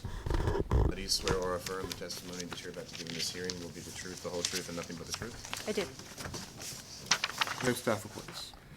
Yes, first we have a letter from the resident at 504 South Dallas Street. They write that they share the property line with several properties on the 1500 block of Eastern Avenue, including 1511 and 13. We enthusiastically support the development proposed for these pieces of real estate. The investment by the owners will alleviate several concerns and add value to our neighborhood. We have similar letters from residents at 1509 Eastern Avenue, 511 South Caroline Street, and a letter from Baltimore Home Rentals. It is my pleasure to write a letter in support of the development plans for 511 and 513 Eastern Avenue. The new owners have already demonstrated their commitment to invest into our Douglas Place community with their existing property, 1605 Eastern Avenue, and my home. We are welcoming their plans for the revitalization of the property. And then we have planning's report. Thank you. Planning staff reviewed this application, noted that this property is located in the Fells Point Historic District. The review indicated from what may be an inaccurate interpretation of the drawings that were presented with the application that the addition would extend to the rear lot line of the property, and I believe the applicant will deal with this matter. On that basis, the department was recommending disapproval of the portion relating to what we thought was a 0 rear yard setback. However, the department has no objection to the remainder of the application, provided that any approval for addition to the existing structures to be consolidated is subject to the condition that construction of additions and other exterior changes is completed in accordance with an authorization to proceed issued by the Commission for Historical and Architectural Preservation. Thank you. Thank you. All right, and Ms. Tice, does your client agree to the condition requested by the planning department? Yes, so I just wanted to clarify that the additions proposed, the idea is to align the building currently known as 1511 with the existing rear of 1513, which would leave a remaining 16-foot rear yard consistent across the back. So we were never intending to do a full lot coverage. That was just a misunderstanding by the planning department. So of course, we can comply with their request very easily. Okay. And then that does change some of their numbers about floor area ratio, that we were actually only asking for a 2.3 FAR, not exceeding 3.0, once those numbers are adjusted based on what we were actually asking for. Okay. All right, and why don't you tell us about what's being planned here? Sure. So I'm joined by Michael Wright and Seth Barkman, who are co-owners of the property. They also own and operate MIY Designs, which is a home furnishing store currently located at 1605 Eastern Avenue. They're purchasing this property to expand their current retail operations into accessories at this location and maintain their current site at 1605. And then using the second and third floors for one apartment each as flats. The other two owners in this operation would be living in one of the units, but that's neither here nor there. So the plan is to do this expansion and have an extension of their current operations commercially. That's pretty much the gist of it. Okay. And as noted, the current occupants is a contractor's supply store. So the two buildings are in a bit of disrepair, to say the least, and not a conforming use.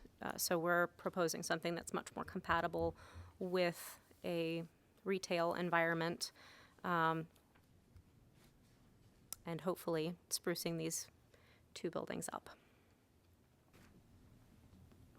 And I do have an appointment on Thursday with the Design Review Committee for Fells Point to go over the proposed exterior alterations. So we're moving forward with all of the other accessory approvals that are necessary for this project.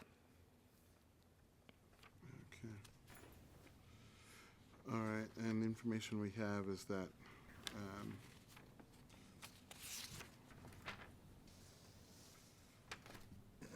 okay, oh, I see. That additional off-street parking is not required. Right, it's a landlocked site. Yeah. There's just no way to pull it off. Can't eke out that miracle, unfortunately. Okay. Any questions? Thank you. Thank you very much. And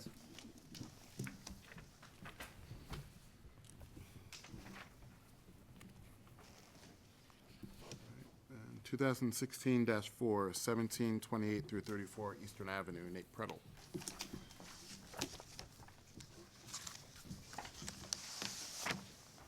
Afternoon, Mr. Prettle. Good afternoon. This is an application to use the premises to house 15 efficiency units with 10 on-site off-street parking spaces as a multiple-family detached dwelling. Is that correct? That's correct. Okay. Can all those giving testimony raise their hands and be sworn, please? Do you swear or affirm the testimony that you're about to give in this hearing will be the truth, the whole truth, and nothing but the truth? I do. And do we have staff reports? Yes, first we have a letter from Fells Point Community Association. Fells Prospect Community Association. They express support to the AB Associates for the development of 1728 Eastern Avenue. It is our understanding that the finished building will consist of 15 one-bedroom apartments with 10 parking spaces. And then we have planning's report. Thank you. Planning Department notes that this property is located in the Fells Point Historic District. For that reason, any alterations of the property on the exterior are going to be subject to review and approval by the Commission for Historic and Architectural Preservation. The department has no objection to the appeal, subject to the condition that all construction, alterations, and demolition associated with the conversion be completed in accordance with an authorization to proceed issued by the Commission for Historical and Architectural Preservation. Thank you. Thank you. All right, and Mr. Prettle, is that condition acceptable to your client? That is.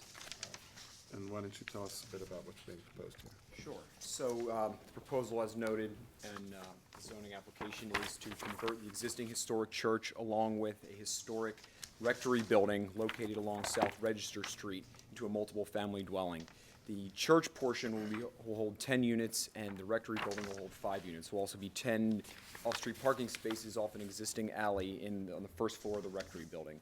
The board actually approved a similar application for this several years ago, which was for 9 dwelling units and 10 parking spaces. That proposal also included a third-floor addition to the rectory. I would note, I noted this to the community, that the number of actual bedrooms is less in this application. We're proposing studio units as opposed to all 2- and 3-bedroom units under the original application. So while that was less number of units, this is actually a less dense project. And I should mention that the property is split zone with the church being B22 and the rectory building being R8. Even though the lots subsequent to the last zoning approval were consolidated, so it's one tax lot at this time. Okay. And there's a, I guess it's a church and a rectory right Yes, now? correct. Okay. And those are currently being used? I can't speak to the exact status of them, but I know in the last, I would say probably last year, year and a half, they have certain operations in them.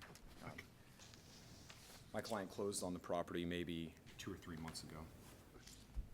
And again, we have strong support from the Fells Prospect Community Association.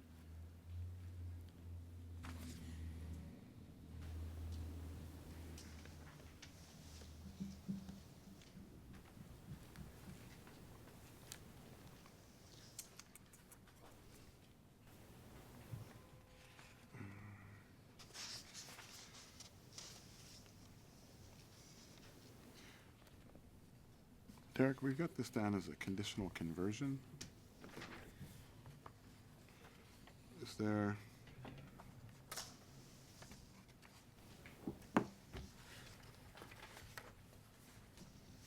Any abandonment issue or anything like that with this? Not that I can think of off the top of my head.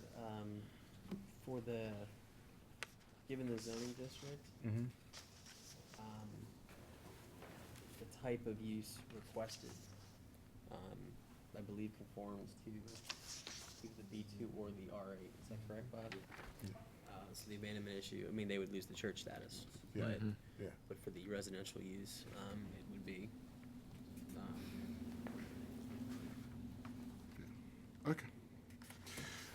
All right. Any questions? Nope. Good. Thank you. Thank you.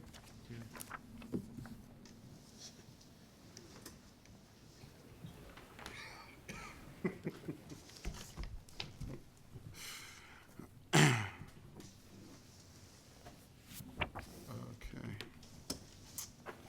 Call 2016-3, 816 Mangold Street, Trudy McNair.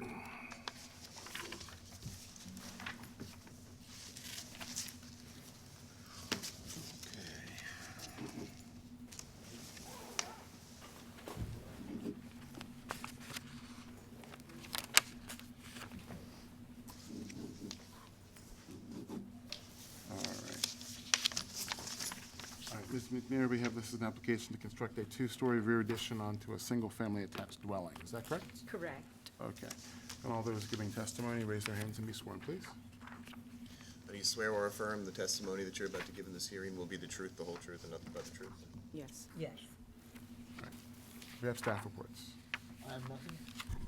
Planning Department has no comment on this application. Thank you. All right, thank you. Ms. McNair, I think you were having a conversation with the opposition in the case. Were you all able to get anything resolved, or? I think so, sir. Okay, Yeah. why don't we tell us about it? Okay. I think we've come to an agreement. They felt compelled to know exactly how the construction was going to be done, and they weren't clear. And the tenant that Ms. Robinson had, she wanted him to make sure, because they've been a long-time tenant, that he understood exactly what was happening. So they feel that, I'd like them to share with you that they feel that they are now agreeing that it will be okay for them. Okay. Folks, if you can state your names for the record, please. Jericho Robinson, landlord. Ronald Edwards, tenant. Okay. If you could spell your first name, ma'am. Jericka. And sir, your name again was what? Ronald Edwards. Ronald Edwards. Okay. All right. And did Ms. McNair accurately represent your discussions as you understood them? Yes, I think as she explained, that there was just some apprehension on Mr. Edwards' part, what was going to be built there, because he felt that it might have been, having that extension of 8 feet might be impeding his vision, his view, once he exited into his backyard. And because I'm a landlord and I don't live there, I would have liked to allowed him to make the decision of what he felt comfortable with living with, next door, because I don't live there. So Okay. she did explain to him what products she's going to be using, how far, the parameters in which she's going to be doing the building, to include providing him her personal number, that if he doesn't agree with any of the building portions of the different stages of the project, that he can personally call her and she would rectify the situation immediately, whatever it might be at that particular time. Okay. All right. Now, this case was originally one which was on a consent docket. We took it off because of the presence of the opposition, which is now being withdrawn. So, was there anything further you wanted to add to supplement the record at this time? No, sir. Okay. All right, then zoning board staff, having previously reviewed the application, we determined there's sufficient information to approve your appeal. And we'll incorporate that the parties did have a discussion, and that the prior opposition was withdrawn per agreement between the parties, and that there'll be communication regarding construction going forward. Okay, thank you. Thank you.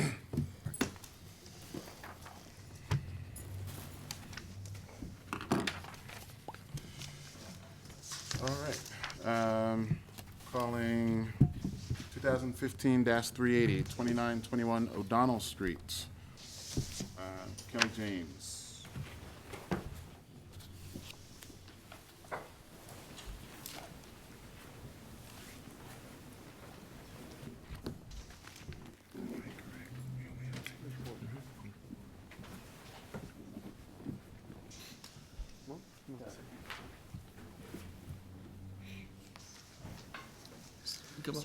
Just gonna switch, so he's on the microphone. Counsel, if you want to step over to the microphone. Just be alert of the microphones there on the table. Okay, is this everybody? So, All right. Counsel? for the record, Gary Maslin, Rothwell, and Kelly James. All right. Mr. Maslin, we James, have come on this up as, an application to use the entire premises as a tavern and restaurant, including live entertainment and dancing. Is that correct? Actually, we're withdrawing the request for dancing. Okay, so just Just live live entertainment. And I All right. want to thank the chairman and the board for giving us an opportunity to meet and try to resolve our issues. I think it was somewhat productive, and I think we've hopefully laid a lot of the substantial fears. I don't think we've come to 100% resolution, but I think we've got 90% of the concerns resolved. All right. If all those giving testimony can raise their hands and be sworn, and then we'll get into the testimony in a moment. Do you swear or affirm the testimony? Do you swear or affirm the testimony that you're about to give in this hearing will be the truth, the whole truth, and nothing but the truth? Yes. Yes. Okay. Do we have staff reports? Yes. First, we have a letter from the Canton Community Association. They wish to confirm their support of the subject application, evidenced by our signing of the Memorandum of Understanding, subject to the specific terms and conditions set forth therein. We also had received another letter from a resident that would not open or print. I believe he's here, though, so. And then we have planning's report. Thank you. Planning Department reviewed this application, noted the rated capacity of this property, first floor 80 persons, second floor 100 persons according to the application. And the application indicated that operable windows would be closed after 11 p.m. to minimize noise impacts on the surrounding community. The department noted that this might need to be moved up to 10 p.m. for Sunday through Thursday nights. Also noted was that there was no off-street parking available on site, nor for several blocks around it due to the development pattern of Canton. Therefore, it was encouraged that the applicant include an alternative such as valet parking to meet the potential demand for that. However, subject to those comments, the Department of Planning recommends that approval of this appeal, if granted, be subject to these conditions, in addition to other conditions the board may establish. A copy of the use and occupancy permit for the premises must be kept on the premises and available for inspection by representatives of Baltimore City at all times. A copy of the written approval of the board of the live entertainment provided on the premises, including details of any restrictions or limitations on live entertainment provided, must be kept on the premises and available for inspection by representatives of Baltimore City at all times. And a copy of all other permits and licenses required pursuant to the written approval of the board must be kept on the premises and available for inspection by representatives of Baltimore City at all times. Thank you. Thank you. And Mr. Maslin, does your client agree to the conditions stated by the planning department? They do, he does. Okay. All right. Why don't you tell us about what's being proposed? Chairman, what this represents, my client has a $1.7 million investment in this premises. It was formerly the Colburns property. It's a property that's in the center of the Canton Square. There are 9 other establishments in the Canton Square that have live entertainment. When he originally appeared before the liquor board, he met with representatives of the community association. He agreed with them that he would wait a period of time so they could see what type of operation he was going to run there and what kind of neighbor he was going to be prior to him coming and seeking live entertainment. He's enjoyed an excellent reputation within the community. He's been a very cooperative member of the community, a respected member of the community. His restaurant, El Buffalo, received fine reviews from the critics at the Sun paper, and he enjoys a very good relationship with the community. He's very cooperative with the community, and in anticipation of coming before this board, he met in advance with the community associations. They requested that he postpone the hearing. This hearing's been scheduled 2 or 3 times, but at their request, he postponed the hearing, went back, and they were able to compile an MOU, a Memorandum of Understanding, which was submitted to the board, and you should have that in your file. Additionally, we have a letter of support from one of a neighbor whose property is very, very close proximity to this establishment, demonstrating his cooperation with the community. We have here today the president of the Canton Community Association, who's present here, and I'd like the board to hear from him at this time. Would you identify yourself for the record? My name is Doug Kaufman. I'm the president of the Canton Community Association. And you met with Dominic Blascola on several occasions? Yes, going back roughly 15 or so months during the liquor license transfer, as well as working through with Dominic for the Memorandum of Understanding, we've met numerous times. And approximately how many times? I honestly can't count. Closer to 10 than 0. I mean, he's come to the Canton Community Association Economic Development Committee meetings a couple of different times. We've had meetings with neighbors and Dominic on site in his restaurant. We've met with him at other times as well. And how would you describe him as a neighbor, as a community member? The previous owner of the property was not the best neighbor. They were doing things that probably were not inappropriate with the liquor license laws and so forth. Since Dominic has come on board, he's actually been very easy to work with. He has been very amenable. He has been able to be reached. If we have complaints or concerns, we're able to reach him quickly and get responses, and he's been a good partner. And you formulated a memorandum of understanding between him and the community association, is that correct? Correct. And that's been submitted to the board. Could you articulate for the board the points in that? I don't know if the board wants me to go through that. I mean, I think overall it's, first, I apologize, it's O'Donnell Square, not Canton Square. O'Donnell Square in Canton, we have 9 restaurants and bars on the square. It's a very live, active business district. Hopefully all of you have been there. If you haven't, I hope you come soon. But it's a very unique environment for Southeast Baltimore, excuse me.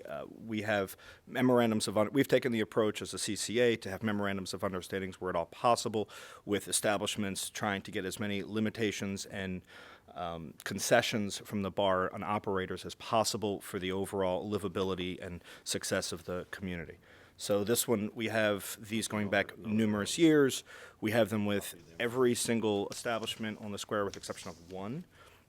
And so they're all basically very similar. It limits the number of nights you can do live entertainment. It makes sure that the windows and doors are closed. It makes sure for security and overall upkeep of the premises. It makes sure that there's numbers, of course, that we can reach the operators, that we can reach them in case there's issues or if the neighbors are having issues. We do talk to the neighbors before we do any of these to try to get feedback from the people as closely impacted as possible. And this is no different than any of the other, for the most part, memorandum of understanding. The only thing that's different is it's actually a little bit more limiting than some of the others on the square. So, I hope that answers the question. The board have any other questions? No. Just if you want to take a look at that. Is that the agreement reached between the It is. Community Association? With my signature. Okay, all right, that's really all I needed. Okay. I'd show you another letter dated February 19th. Can you identify that? That the gentleman, yes, this is our letter of support for this application, again, signed by me and on the behalf of the Canton Community Association Board, just recommending this, this action. Letter of support. Sure. And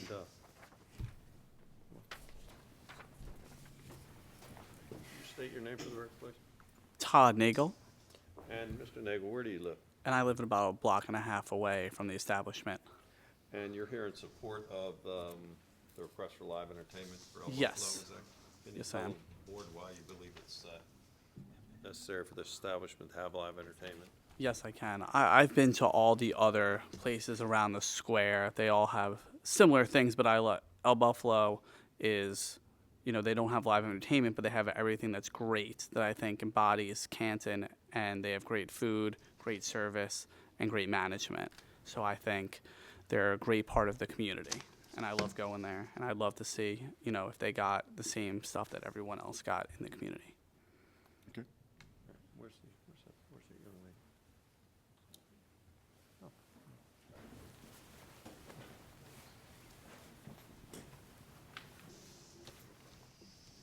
Could you state your name for the record? Yes, Lauren Lamont. And, Lauren? Lauren Lamont, Lamon. and where's your residence? I live right in Patterson Park, but I frequent Canton. And you're here in support of this application, is that correct? Yes. And can you tell the board why you're in favor of this? I've seen El Buffalo grow from when it first started, and their team has just done such a fantastic job with making it a part of the community and making sure their food is great, their service is great, and that they're giving a great product. I've frequent there very often, at least 1 to 2 times a week. I think they would be excellent for this. Thank you.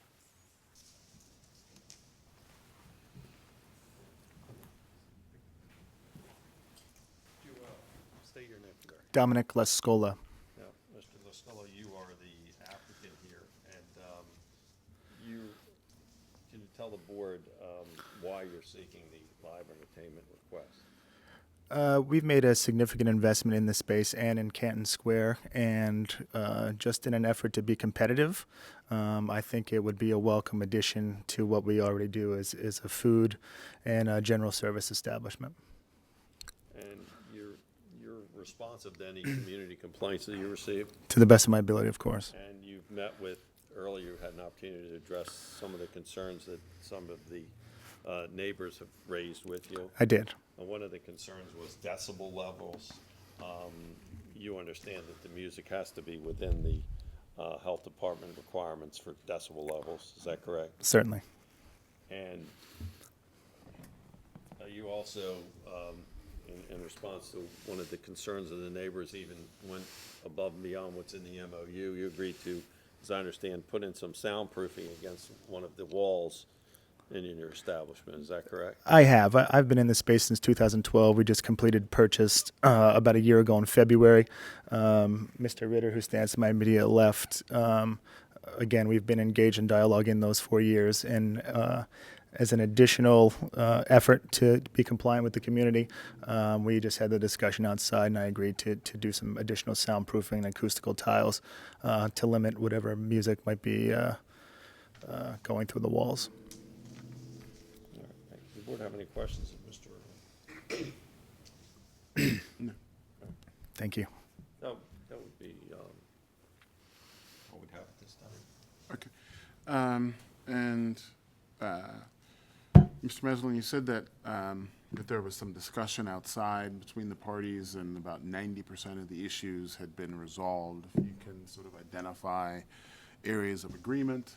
Well, one agreement was one of the young lady on the end who operates a very fine establishment on Alexander Street, what actually lives in this neighborhood, had concerns about some additional soundproofing, and he's agreed to address that issue. She's on the end. I'm sorry, you're Nancy Longo. Nancy Longo. Okay. Agreed to address Ms. Longo's concerns. With respect to the lady that hopefully she won't deliver tonight, but she had concerns about decibel levels. We assured her that we would not violate the health department limits on decibel levels. And we welcomed her to bring down a decibel level reading machine and make sure that they're in compliance. And he's willing to give them their, I think they already have, if they don't, his personal cell number to respond to anything.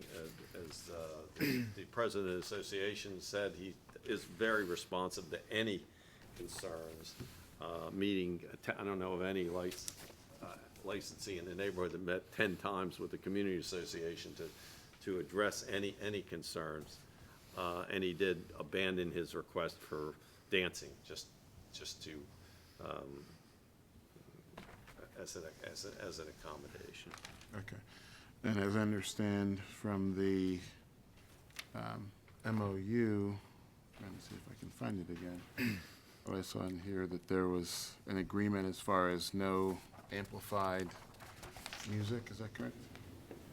Yes, sir, regarding the acoustic entertainment. Okay. All right. Okay. Is that? One item that we're not in agreement on, the one lady represents several homeowners in the area. One didn't want him to have a disc jockey. He wants to have a disc jockey. All the other places have disc jockeys. Not having entertainment, the reason for that is the customers, whether dining, send in the request to play a certain song, and he wants to be able to accommodate the customer's request. So he's not willing to give up his disc jockey. I believe that's one of the requests, but I think that's one of the only issues we could not come to agreement on. Okay. All right. Is that it? Yes. Okay. Thank you. Sir, so I'll start. My name is Dustin Ritter. I've owned the home at 1101 South Curly Street for almost 11 years now. Just so it's clear, the application on file from July 21st, 2015, I believe, it points that the property shares a kitchen wall with my property. It shares the whole back side of the property. So this would be the property, and this is my portion of the property, the home there. I've lived there for 10 plus years. I love my block. I love my neighbors. I love Baltimore. I have a 38-week pregnant wife, not Miss Berman. She lives 2 doors down, but and a 2-year-old daughter, and we love it. We can walk to Dipsky. We can. There are just so many great things. It's the restaurants. We appreciate the restaurants. My wife probably says I go spend too many nights at the bar. This is not an issue about anybody being anti-bar. This is an 1101 South Curly Street. All right. So this is the tax map here. This is the property location, and then this is your house. Correct. Okay. So what hasn't really been uniquely pointed out is the other MOUs all share those properties with DJs and live entertainment. They have an alley behind them. We have a rear attachment. So we have significant concerns which we haven't felt has been addressed in terms of security. There's really no security plan that we've been made aware of. We have concerns. The MOU really doesn't go above what is required by the liquor board and just the general code. There's no additional aspects there. Well, I think that there are some restrictions as far as the limitation on type of music. Oh, of course. As far as, non-amplified music, I think the restriction on the DJ and the MOU is only on the second floor. And it sounds like there's been some further agreement by the applicant to offer some kind of soundproofing, although that hasn't really been described fully as far as where and all that kind of stuff. But we can get into that later. Yeah, so I was addressing security at that point. We've had multiple occasions where, sometimes it's patrons from this establishment, sometimes it's patrons from other bars, and I'll give you that, where they come and approach our house. Recently, on December 22nd, 2015, there was a patron urinating on their side window. So if you see,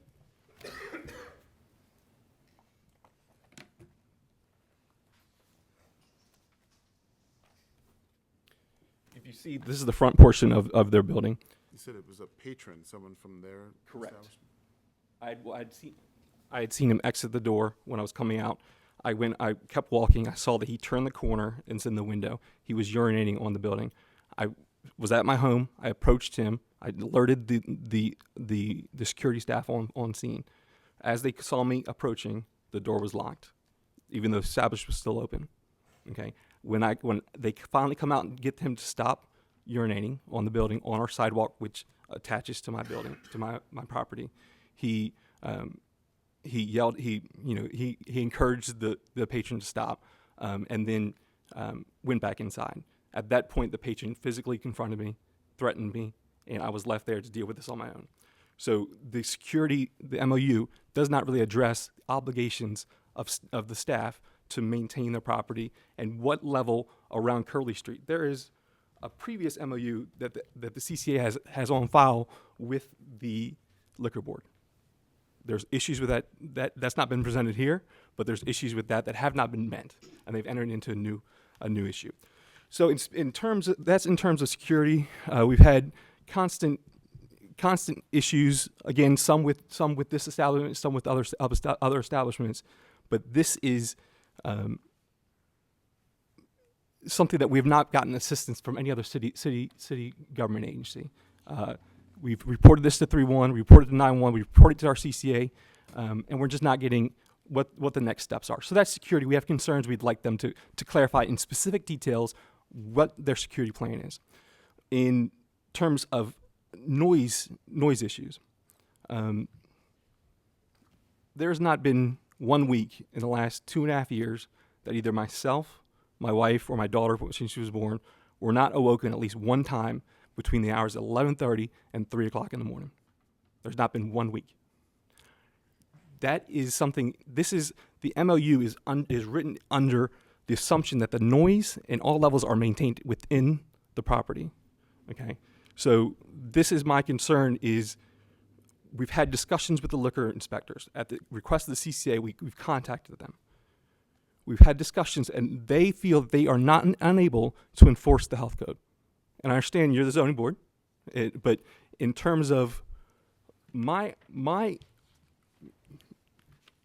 viewing of Charm TV and watching you, and I love your spiel at the beginning of each meeting, is for if you wanted to have a boat in the backyard, you read off 4 or 5 questions to confirm that they could physically store that boat in an appropriate manner that it would comply with the zoning board. I would ask you to request the applicant define what he understands the health code, noise code to be, and if he can meet those requirements. And that's what I would respectfully ask, because there's no decibel. They've been operating under MOUs that are outside of the health code. And we are neighbors that have lived there for 11 years, 20 years, 30 years. And I bought my house when we didn't have iPhones. I didn't have an iPhone. I think the application shows that limitation of 80 decibels. Which is maximum. against the original proposal. Is not in compliance with city public health code. Ma'am, you haven't identified yourself for the Hi, I'm Sarah Berman. I reside at 1105 South Curley Street. I own the residence with my husband. The original application, which is still on file on your website, doesn't comply with Baltimore City public health codes for decibel levels or hours of noise levels, and it wasn't until we neighbors who are on the block made it known to the proponent that they were not in compliance with public health code and to the Canton Community Association. It concerns me that they can't even do basic research to comply, to be able to show up and speak in front of you to propose something that's in compliance with Baltimore City Code. And it's the small things. They're unable to maintain the exterior of their building to keep the trash coverage closed, the doors closed. They're constantly blocking the small sidewalk. This was originally proposed in front of the CCA, the Community Association, in August. We met with them, neighbors met with them, neighbors reached out to them beginning in August. We have yet to receive a response. And because the original proposal continues to change, we don't know, it's a moving target. We are unaware up until Friday, COB, what was being proposed. Up until Friday, it was a very different proposal. And most neighbors were not notified. We are consistently told it's our responsibility. And when we reach out to them to find out what's going on, when we reach out, we don't get a response from either El Buffalo or CCA. And when they can't even keep their trash covered for simple, that sounds insignificant, but how can we give them more responsibility when they can't propose something that should be for you to be able to say that you're complying with Baltimore City Public Health Code? That's what I asked them. Now they are, because we had to point it out to them. So now they're proposing that, but they don't propose what codes they're going to comply with. And what concerns me is they don't know what the codes are. So the health code is the decibel levels are separately from zoning. But they put what they propose. Sorry. One of us at a time. Sorry. And I think actually I can try to find it. I have it if you need it in a moment. That the code actually speaks to the 80 decibel limit. That is the zoning code. Health code may say something differently. Of course, that's enforced separately. It's not enforced as part of the zoning process. And sir, you'd asked about questions you had regarding security plans, I guess indoor and outdoor. That is a portion of the criteria for this type of conditional use that an applicant has to identify. You're certainly more than free to examine the witness who's standing right there, so you can ask them that. You can also ask, to the extent, ma'am, you had any questions about a sanitation plan, you can ask that too. So these are all things that you can get into. Can we just say one thing? When his representative states that he is responsive to neighbors, and we who actually live on the block and not in Patterson Park, and not in Patterson. Of the Community Association, actually. No, he also said that he's responsive to neighbors, and I as think people. that he was just quoting the president of the Community Association. But we're neighbors, and I have emails outstanding since August. So. No, that's a tangential issue. We'll get into that, Mr. President. So, Mr. Scull, what's your understanding of the health code as it applies to the noise? I believe the health code is a little bit more restrictive than the zoning code, and I believe it's 58 decibels, if I'm not mistaken. From what point? 20 feet from the building. Is that so? You believe 20 feet from the building? Yes, as I understand it. I don't have any information in front of me to that end, however. Okay, it just, the MOU that's been signed states that they will comply with the health code. Okay, from my understanding of the health code, section 9-2.206 under commercial zones, 58 decibels at any point in boundary that separates commercial zone from a residential zone. There's also a secondary follow-up to entertainment zones. At entertainment zones, 9-306, prohibited conduct in general. One is basically stating it's use intended for entertainment. Two is that the music or noise emanating from the building, commercial building, shall not be heard from 50 feet away. Can you comply with those two? As we do with all city laws, yes. if I could interject, the points that you're getting into are enforcement issues. So the applicant has committed himself to complying with certain requirements. And he either does that, or some concerned citizen like yourself or those assembled with you shows that he's not complying with that. Non-compliance, of course, has all kinds of different ramifications. Here, for example, the agreement that he's reached with the Community Association gets incorporated into were there to be a resolution granting the use here, the resolution or the agreement entered into with the Community Association would become part of that, such that if he violates any aspect of the agreement, he's in violation of his conditional use approval, in which case his conditional use could be lost. And that extends to, you had brought up the matter of the compliance with the health code. He would have to comply with that, or if he's violating it, he could lose the use. So these are all questions that are, so I guess at this stage, the applicant becomes bound to a series of commitments, and then going forward, he either lives up to those or he doesn't. But whether he does or doesn't is something which is answered after today, but doesn't necessarily get resolved today. Correct. I was just pointing, since you've been submitted an MOU based off the community support, and I do have, I will let my other neighbors speak. It just, living so close and having a daughter who I hope son or daughter come, I hope they will go to city schools. There's aspects, health aspects that I'm concerned with, in terms of, sleep patterns that have been affected. There's multiple things that, based off, you've been submitted a document that you're using to potentially base your judgment, your decision off of. That it might not be a zoning code. It is part of this. I have a question. Have you participated in the community association conversation? I am a member, and my wife and my daughter are members of the community association. This started late in July, early August, and it was presented at the first EDC meeting, which is, again, I'm only a member. I'm not part of the board or anything like that, so I have limited information. But from my understanding, and I was at these meetings, it was presented along with another proposal by the applicant, which never made it to your desk. So that first meeting was a live entertainment and an outdoor seating component. Okay, this meeting was after the submission of the original application on July 21st. Okay, there was no mention of this in your original application.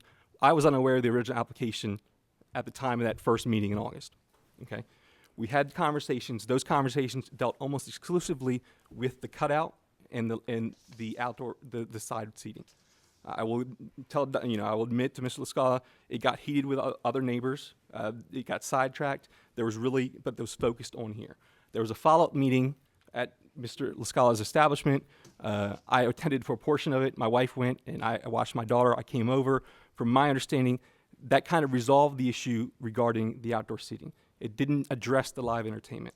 Subsequently, in November, there was a meeting for the EDC portion of the CCA, and they're the ones that make the decision on approval. So there's a 3-member, at this point, there's a 3-member EDC committee for the CCA. This is not put to a vote to the board. It's not put to the vote to the overall community or the members of there. So in terms of your MOU, you have to, based on who's providing this information. So at that November meeting, I had rescheduled business travel. I rearranged my schedule, incurred costs, and we get about an hour before the meeting, we were made aware that the applicant wouldn't be able to make it.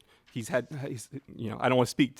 I understood his reason for not coming, and I appreciate it. I didn't hold him at any portion, to blame with that. He had a personal issue. I took it at that.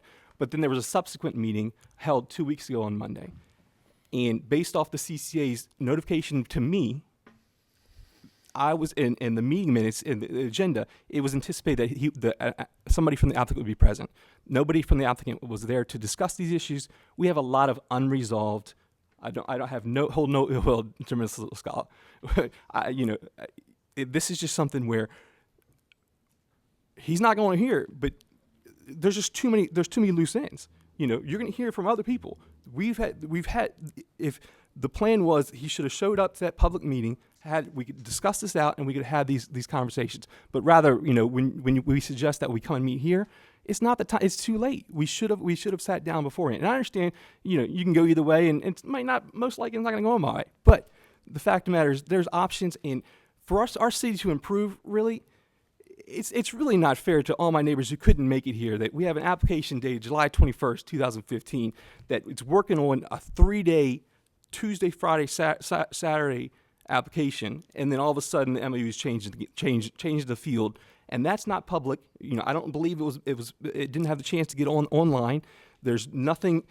I don't even know I'm not even sure you got the print of the MOU. So it's not fair to my neighbors who aren't able to be here. They saw the sign. They might have done due diligence by going on the website. They might have called, but if they don't have that information, the update. This is a perfect example why we need to take a step back, have it postponed, and then come back with a real plan for the community. And I'll let my other neighbor speak. You're Dustin, is that correct? I just show you an email that is that an email that you had sent out? I'll read it, but I haven't seen this before, and also there's no time and no date, so it's just like a cutout. So Did you write that email? You recall writing that email? Chairman, I'm going to switch tracks while he's reading. Oh, sorry. Just to be safe. All right. We're good.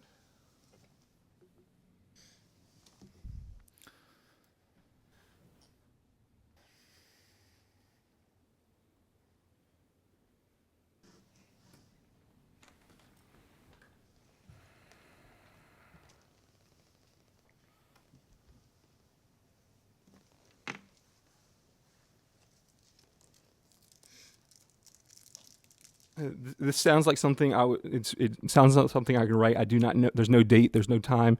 I've had plenty of occasions to talk with Dominic on multiple times throughout the year. Do you recall writing the document that you? I don't know what it applies to. Yeah, I do recall writing it. I don't know when it was sent. Can you just read to the board? Were we done our testimony?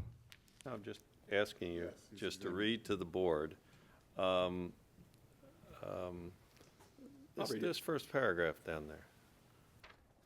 Granted is a nice night, so I have my windows open, but so does Plug Uglies.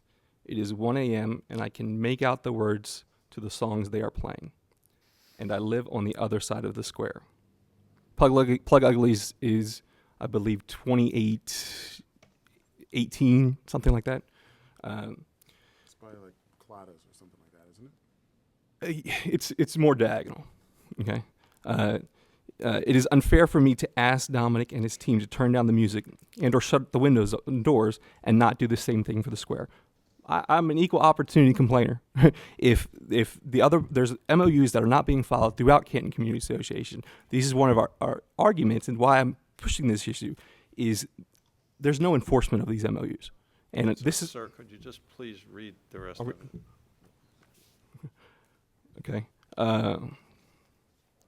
While Dom and his team have always been willing and immediately complied, I cannot say the same for Plug Uglies.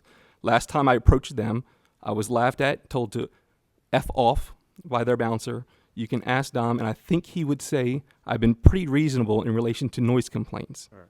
So you. I have been pretty reasonable in relation to noise complaints. So the F off part, that was related to Plug Uglies. Correct. All right. And you admit writing there that Dom, just to reiterate, and his team turn down the music, shut the windows, and do the same for other business. While Dom and his team have always willingly and immediately complied. Is that correct? Those are your words. Correct. All I've never once said that Dominic has not listened to one of my requests. I've pointed out I have 2 children, and he has continually over 3 years asked me to call him when the music is too loud. What I seek to have through this resolution is to have an MOU in place that I do not have to make those annoying calls to my neighbor. I want to be friends with this man. I want our community to succeed. But the understanding of the applicant needs to understand is that he is signing a document committing to do these, not for me to call him on it when he doesn't do it. And that's what I'm asking. What is his understanding of the noise violations? So, and from your standpoint, I understand zoning with different portions of the city, but we need to get out of this aspect of so much bureaucracy. The fact of the matter is, if he's not in compliance, he's not in compliance. It shouldn't be the health code doing it, the passing to the liquor board doing this, and I shouldn't have to be woken up at 1:30 and think everything's going to be solved by the fact of me sending a text to Dominic and the noise being done. The damage has been done. I see in the application where there's basically agreement that he said he would buy a decibel meter. I'm So Only I'm one convinced that he person. understands the noise restraints and is willing to monitor that in a. Correct. I mean, I'll be honest. Part of my reason here is he said on record that he understands the health code. He said it, and that's what more can you do? What more can I do? Okay. Can we hear from some of the others? And since I didn't realize we're asking people, I don't know if this applies to anything, but in terms of full disclosure, because I've been crossed, Mr. Nagel, can I ask if he has any business attachment to this applicant? He witnessed himself and he spoke up. Does he have any business or financial relationship with this establishment? I don't think it's appropriate. Witness. He provided me with the email with no date. Sure. Mr. Nagel? If you can, Come here, Mr. Nagel, if you're gonna testify, please do come up here. use that microphone. Sure. All right. Is there a question? Do you have any contract or contractual arrangement with the applicant? I do not get paid or have any personal contracts with the establishment. Are you represent a Baltimore Social Club? Yeah, I'm part of Baltimore Social, so our games go sometimes there afterwards, and I'm also a patron there. Okay. Do you have leagues, flip cup drinking leagues? We don't have any flip cup drinking leagues there. We have kickball leagues, and Have you there's previously had flip cup drinking games at the establishment? There's not. It's not a league. It's a kickball league, and there's just games. Yeah. I'm gonna allow it So, if you can finish your statement. So there's kickball leagues, and then sometimes they play after at different establishments. Thank you. All over the city. Thank you. So on several occasions, on nights, I don't have any further questions, but you can stay up. On nights where they have these events, we have patrons that have come out the side door wearing their shirts, identifiable shirts of these leagues, where they've vomited in front of our building. So I don't believe it gets into this, but he was speaking as a character witness, and this is part of the concern why we have concerns with the actual live entertainment application. So this is why I asked this, and my neighbors. Hi, my name is Terry McBurney, and I represent Canton Square Homeowners Association. That is 133 homeowners that surround O'Donnell Square on the south side. Okay. And numerous homes are within the different boundaries of the square, so we have a lot of aspect to noise and action, et cetera, from the businesses. Is there a relationship between your organization and the Canton Community? Well, that's what I was going to say. Actually, when I was president, I am the past president of Canton Square, and I have representing them by the board's authority of Canton Square homeowners. But I was actually the one that brought in the MOU to O'Donnell Square, to Canton Community Association. We brought it through Fells Prospect, which had been doing it for a while. And They had some success. Our goal in working with Canton Community Association was to create a win-win environment for everybody. We realized that the bars needed to survive, but we also realized that as residents and being there a long time, we needed to have some sanity as well. And so what we did is when we started, and the first one we started with was Portside. So I'm very familiar with the MOU because the adjustments were made through us. Also at that time, the community was very involved in all of this. The community, and when I say it's involved, we had notifications. The MOU was sent out to the community. We had feedback time. And what happened when you talk about the decimal, we've even had some of the residents that were very upset about the noise. They had a decimal meter, and they worked with the owner of the particular bar, and to make sure that everybody knew where the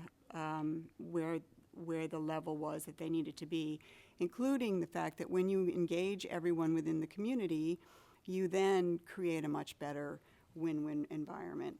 So what happened is, as people were learning what the MOU was, they were getting buy-in, and again, this was creating a win-win environment.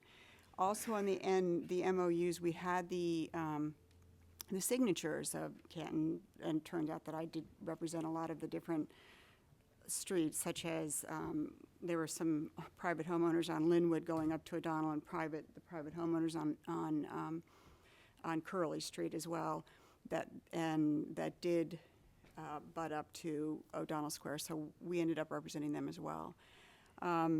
One of the things that happened was, what I was trying to say is that, so we had a signature on the MOU from the community. We had a signature on the MOU from Canton Community Association, and we had a signature of the business. That's not happening anymore. And that's why there's people here.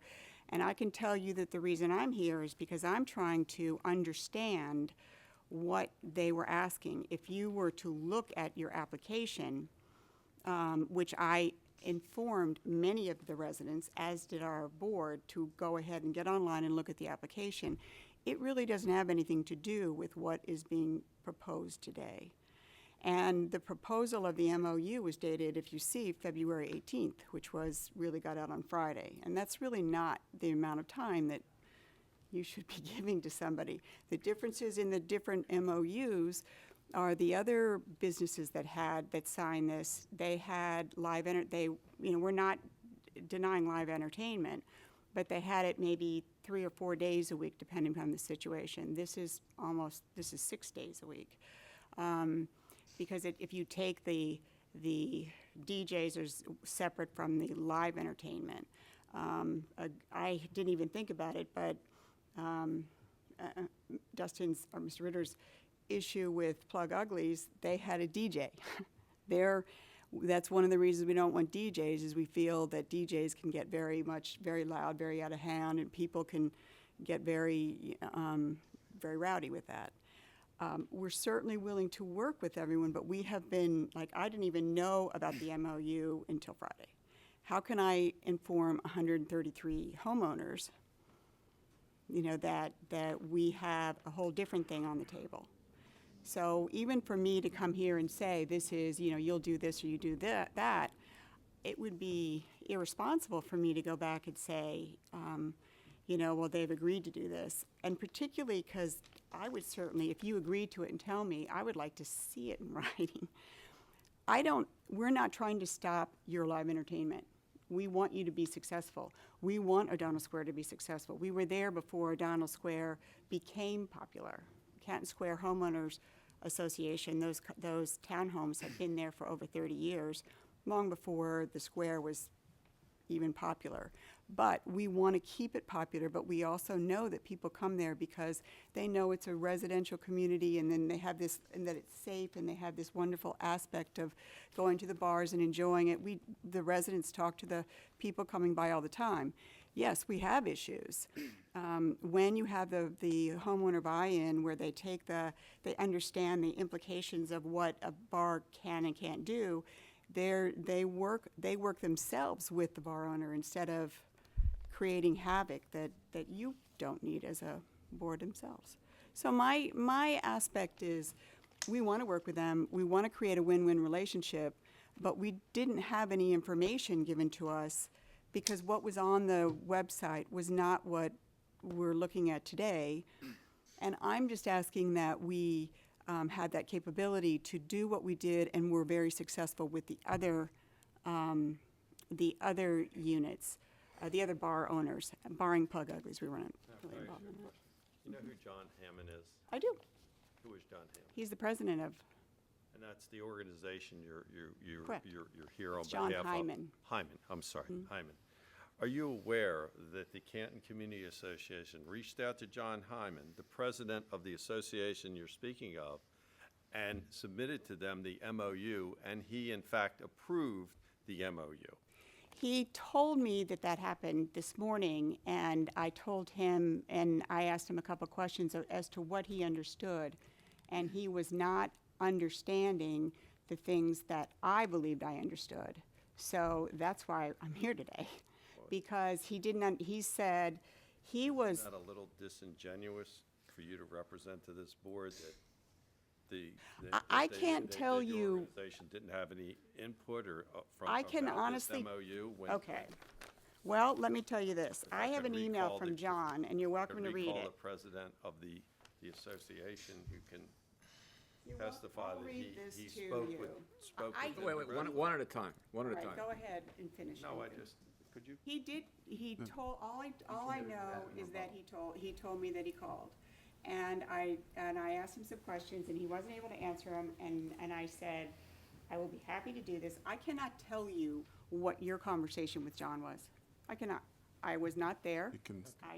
I do not know. But I do have an email that says, Terry, thank you for representing the interests of Canton Square HOA in today's hearings for El Buffalo. You had expressed concerns regarding a DJ, which you said were not in any of the other MOUs. This could set a precedent that would allow the establishments of the square to have DJs, which is of great concern to our HOA. So I can, whether or not he agreed with what you said, whether or not whatever happened, I was not privy to any of that.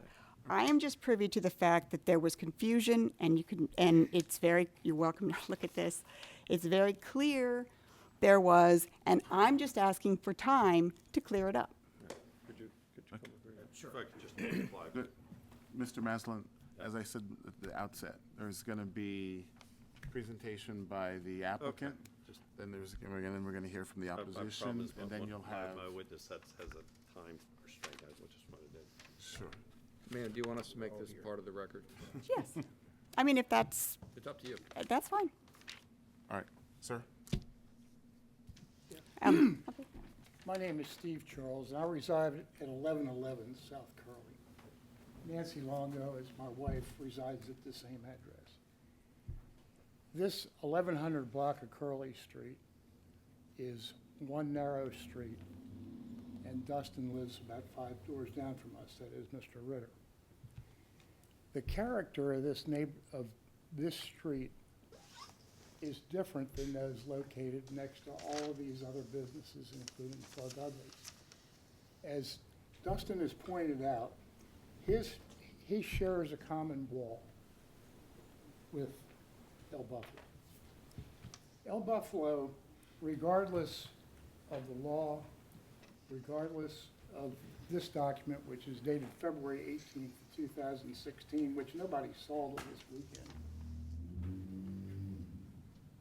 there's noise problems there continuously, with or without live entertainment. And they've had live entertainment there before without a permit. I mean, they've had disc jockeys in there before. And, Objective characterization. well, it's not a characterization, it's a fact. Not this end. Yes, there have been disc jockeys in there during the time that Mr. LaScala has operated the place. Okay. And the reason that Mr. Ritter has to call and complain is that the noise is so loud that it rocks his house. I mean, you can hear the noise not only in his house, you can hear it five doors down. Back to him testifying to what someone else. No, I've been in his house. I've been in his house. And the fact that he has to complain demonstrates a complete lack of compliance. Yes, he tries to get along with Mr. LaScala and with the bar. But when Mr. LaScala is not there, he gets no response. That's why he has to email him or call him. I object. This is hearsay testimony. Can we please let him finish so that we're all not here until 10 o'clock? Fine. Thank And you. so, I mean, I can tell you from personal knowledge, I'm aware of the noise. I'm aware of the complaints, and it's not just noise emanating from inside of the bar with the windows open. It's the crowds that are allowed to assemble outside of the place. It's the drunk people laying on the sidewalk or urinating against the wall. This is not hearsay. I've observed this, and it's not once or twice. And I can't say that the patrons all come out of there, but they congregate around the front. And to extend this and permit them to have live music, which they've already had without permission, is just very likely to aggravate the problem and worsen it. So that's the source of our complaint. And I will say that Mr. Kaufman holds himself out as the president of the Canton Community Association, but he has also told the residents that it's not his job to advocate for the residents. He says that his function is to mediate between the business, meaning he told me this just out there, but it's not to advocate for the residents. And now I know he's laughing, and he can get up and tell you what he wants to tell you, but I'm telling you, that's what he's told Dustin and my wife in an email, and that's what he told me personally out here earlier today. Ms. Longo? Okay, my name is Nancy Longo. I am a resident of the 1111 house at the South Curly Street, and I've been a resident of that home for 21 years. When I bought my home, Terry was my neighbor, and she is the only one from that time that I bought that home that's still there. So we bought homes in a neighborhood that we found charming, quaint, and all of those bars were not there. I'm prefacing that because I don't want you all... I recall going there about 21 years ago. Claddles was not there. I have pictures, sir. I did the renovations on my home. They were not there. Nacho Mama's was there. Speakeasy was there. Let me ask you a question. The El Buffalo, was there a bar in that location? No, it was a lunch counter. It was actually a breakfast place, and the neighbors all congregated there and had breakfast together. Cool. Okay. I'm prefacing that because I don't want anyone to think that I'm a NIMBY or one of those kind of people that says they don't want these things because I happen to live here and I deserve to have whatever it is. As he pointed out, I am the owner-operator of a restaurant in Fells Point by the name of Pierpoint, and my restaurant is butted up with two neighbors who are residential homes. I will never ask for live entertainment, sidewalk seating, or anything like that because I firmly believe that when you are attached to someone's home, as is his establishment, that it is kindness to not ask for those things from your neighbors because it makes their lives and their quiet enjoyment and their quality of life diminished. So I'm bringing that up first. Now I have a little list of laundry things that I'd like to bring up and put them in front of the board. First, I firmly believe that this thing needs to be taken out and it needs to start all over again. And why am I asking for that? One of the things is, Mr. Kaufman, who laughed about that, Mr. Dan Tracy sent me an email, and in my email that was sent to me, it said, I am the president of the neighborhood association, and it is not my job to be an advocate for the neighborhood. It is my job to advocate for the bar and restaurant establishments so that they may become successful. I have that email, and I'll be happy to give it. Just so that we all can be clear, we're not here to mediate. I understand that. I want that in the record to understand that. We're not here to weigh in or really receive testimony. I didn't finish what I was saying, sir. Politics. But my point is that frankly, whatever he said to the members of the community association is frankly irrelevant to the issue that's in front of this board right now.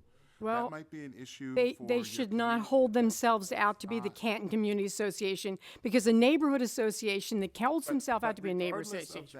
But regardless of that, he is, for right now, He's entitled. Well, just a moment. He is the president of that organization, and he speaks on their behalf. Now, you might have, you might be opposed to him. Within the politics of the community association, you might be opposed to him. You might think he's a failed leader. You might think that he's horrible. I You don't. might think all of these things. I don't. Well, just a moment. You may disagree with his management, all those kinds of things. That may be, but that doesn't really bear on what we've been presented, and we really. But I didn't finish my statement, sir. Just a moment. What I'm saying is that because, and it's not just directed at you, because it's come up now about 3 different times. It's just simply not relevant to the issue in front of the board. And so I just want to make sure that as we receive witness testimony, that we all sort of pay attention to the issues that are just here. If you allow me to finish, then I will explain You why may I brought resume, that up. ma'am. Okay. The reason I brought that up, sir, is because if you hold yourself out to be a community association, my assumption is, and maybe the assumption is really bad, is that the assumption is that you are to be a person who is a liaison between those businesses and the residents who have lived long-standing and recent in that neighborhood so that they all may reside in peace and harmony and everyone gets what they want. I would think that's a fair enough statement as to why I made that comment, which is if it is your advocacy to deal with the businesses and you are not available for the neighbors by changing these meetings constantly, then none of us would be here. We would be unable to have had a meeting where we all could really hash this out. That's all I'm going to say on that. Now, as to the rest of my list, one of the questions that I have here is that if, in fact, that is granted, there was a number thrown out for the capacity of 100 upstairs and 80 downstairs, which 180 people is a little scary to me that they all came flying out of that building at one time. Should there be a knife gun or some other? Furthermore, if, in fact, there is a musician who's allowed to take up with the table and equipment and those things, is it going to be brought up in front of the board that the capacity of this building to be changed to something smaller because of the fact that now they need to have room to have their equipment as a fire hazard? Okay? So I'm asking that question to be taken into consideration. Third, the security piece here was never known to us, and we still are worried about it. The security part is the biggest part of this for all of us. I've been threatened by patrons. I won't go into any of it. It's just a crazy situation, and I have spoken to Dominic about it. We will try to see if we can fill that. Now, one of the things that occurred last year was when Dominic wanted to get this license, it was being transferred from Mara, which they all will all agree in this room that Mara was a really bad arbiter of that business and our neighborhood. However, we went in front of Judge Ward, and Judge Ward told me that he had 5 stacks of complaints, phone book size, and that if I didn't want them to have their license, he would have taken it. I didn't want him to take their license. And I'm telling you right here in front of everyone, I'm an advocate for Dominic. I sat there and said to him, no, I don't want that to happen. I want Mr. Dominic to be able to have his bar, and I want him to be a part of the neighborhood, but I want him to understand that we all reside together, and we are all one, and that our needs need to be met as a neighborhood too. So one of the things that was discussed then was this soundproofing. We just discussed that outside. The soundproofing, to me, I think, should have been done prior to this so that you could show good faith to your neighbors that you actually do care about whether or not they can hear that in your house. I hear it in my living room. I hear it in my bedroom. I can't sleep. My husband here has to go to work early in the morning, and I don't think that's fair. The other concern I have here also is that I feel like there's been a bait and switch with this piece about wanting to have this liquor license amended for this live entertainment. An example here is we got this piece of paper, and I feel like there's a bait and switch. This was the first thing put out. We had a contentious meeting, and then it was taken away. While we were sitting outside, Dominic, you actually said that when I get my windows on Curly Street, whoa, that's one thing that none of us will ever go for, because then we have the opportunity to have those windows open and that noise go down our street so that we cannot live in peace and harmony. And so I think that based on this MOU, based on the fact they also do not adhere to the 50-foot loitering rule, which is a liquor board rule. And since you all know that I have a liquor license, I know those things because we're not supposed to have that kind of stuff going on. 50 feet, meaning from the corner to Dustin's house, it's loitering. or when they're urinating on my steps, having sex on my steps, going into my alley, and then run into their bar, they are part of the problem. Is Dominic the person doing that? No. But what I'm concerned about is that his message to his management and his employees, bartenders, doormen, and various and sundry people that work in there is not resonating, that the fact that they are partially in the middle of a residential neighborhood that requires, requests, and wants to reside with them and have peace and harmony. That's really what I'm asking for. I'm not sitting here, and actually while I was out there, I was trying to move the needle. I was. And because I do understand how delicate it is to own an establishment in Baltimore City, try to survive, try to keep your liquor license, try to keep your patrons happy, try to keep the food good. There's a lot of things that go on. There's a lot of things that go on in owning that thing. And so I'm requesting that this whole thing be postponed, taken out, and required that the MOU be written with the neighbors, not by the Canton Community Association and the establishment. That we have a part of the democratic process of understanding what our needs are. Jen, just to clarify what the board can and can't do. So when applicants and community associations reach agreement on memorandums of understanding or any kind of agreement, that's a private agreement. It's something which is agreed to between those parties. Board doesn't really have any jurisdiction to that. The parties ask that that their agreement become part of our resolution.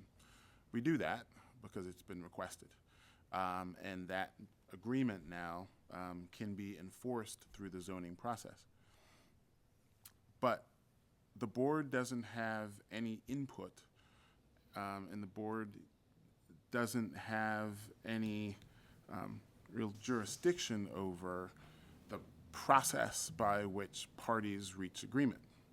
So what you're asking for is something which isn't part of the zoning process. There's an agreement that's reached between the community association and the applicant, and however it's reached, they say, this is our agreement, and we've put our signatures on the line, and so this is what we're going to commit to. Separate from that, the board does what it's charged with under the zoning code. And we can affix conditions and the like. And here, the parties by agreement have asked us to attach as a condition to whatever approval may be forthcoming, their agreement. But the point is that we can't make parties agree. We can't make parties, we can't say, we don't like your agreement, go out and come up with a better one. Trust me, I would like it if we were able to do that, but we can't. So that is a voluntary process, and it's one that takes place outside of the board and isn't one where the board has any feedback. So we can't tell an applicant that their case has been postponed because they have to come up with a better agreement. So it's a yes or no thing. As far as their agreement comes, yes. As far I mean, as to whether you're granting it. It's just what it sounds like to Well- me. I'm asking you to clarify that for me. Sure. Question. One at a time. So it's what's being sought here is a conditional use, which means that we as the board, we can attach some conditions to it. The conditions that are agreed to in the MOU aren't all of the conditions that we can affix. We can affix other ones. We haven't necessarily been asked to, but we could. So, when you say it's a yes or a no, well, yeah, they're asking for an approval on something. We have the ability to attach some conditions to it. One condition that we've been asked by agreement with the community association and the applicant is to attach their agreement as a condition to it. So yes, it's a yes and a no, but it can be a little bit more than that as well. Ma'am, you had Ms. My concern, Bergman? Sarah Berman, again, Berman, 11 that's right. Berman, resident of 1105, is that the current agreement is drastically different than what's been made publicly available and for postponement, given that the public majority of the neighbors, the 130 representatives from the association that was represented, were not, it wasn't made available. That very few residents in proximity or throughout the Canton Community Association, Canton community, and apparently Patterson Park is being represented as well, were not made aware of the changes, which are considerably different.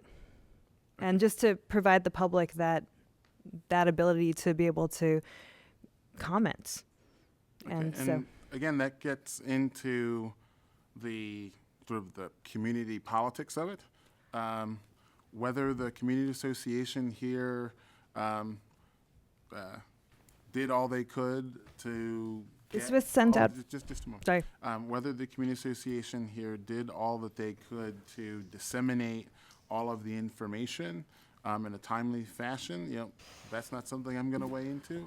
I can observe that sometimes it can be good to have parties working up into a deadline, because a lot of times people will drag their feet and won't really give on issues until they're up against a deadline. And unfortunately, an effect of that process is that you're coming to an agreement rather late in the process, so it leaves you sort of cramped to get all of the information out. But as I had said, just because we've been given an agreement doesn't mean that that's the sum total of the conditions which could be attached to what they're seeking. If there are other ones, just because the Canton Community Association reached agreement with the applicant doesn't mean that those are the only ones that you have to be obligated to do. If you want to ask for more conditions than what the Canton Community Association asked for, you can do that. But thus far, what you've done is just ask for a postponement. Well, this was Although provided there to have us. been some questions that were raised around sanitation and Security. outdoor security plan. Okay, so which I don't think point anyone taken. asked him about. Okay, Thank you, everyone. she needs to leave. I don't know. Do you have any questions for Sarah? No. Okay, she's leaving. So in terms of, there's been previous MOUs with the community association. We're not going to get into those. Part of those was lighting. Your application, and this is not unique to Mr. LaScala. A lot of your applications you come through aren't properly completed. There's serious errors, and to my knowledge, it is a document. I believe they sign it, and aspects of perjury. We're not getting into that level. What I'm saying is, there are certain things in these applications that require, if there's an update to significant update, they should be. I believe your guidance is that it should be resubmitted within prior to 24 hours. If there's significant changes, we've had no opportunity with that. In terms of things that Mr. LaScala could do, and I don't think we're gonna have too many problems with them. I'm not even. I want to put it in the record, but I don't think you'll have problems. We've been talking about lighting for quite some time. I'd like to put this in the exhibit, submit it for the record. You'll see there's multiple exits on the facility. There's an emergency exit, which you'll see that the trash cans and the grease bin is stored under the emergency exit. I'm not sure if that's legal. That's for, I guess, code compliance. Yep. So again, not talking about that one, but for lights on the top at each exit point, I don't think Dominic and Mr. LaScala would have too much problem. I'm hoping we would agree that he would agree to have some sort of light, similar to our block. We have, we try to get as many lights as possible. So in terms of one thing in security that he could say that he could do would be to light the exits. So if you compare that to the rest of the block, exhibit again, that's looking away from that block. There's a drastic difference. So that's something that we would like to address. I would again ask strict. I believe you've done this in cases with Federal Hill and other places with DJs and having a detailed plan, security plan submitted. And I believe any approval should be contingent on a detailed security plan that includes being able to manage his property, including whether it's staffing numbers, agreed staffing numbers, when DJs are present, And, I'm open to saying, DJs, security at the front and side door. I don't believe that Mr. Scala would be against that. It's just we haven't been given that opportunity. Mr. Scala, would you be against when there's DJ present? Would you be against having a security guard stationed outside, out front, and outside on the side exit of Curly Street? Well, for the record, we always have security, at least 4 of them every Friday and Saturday night. Always someone at the front door.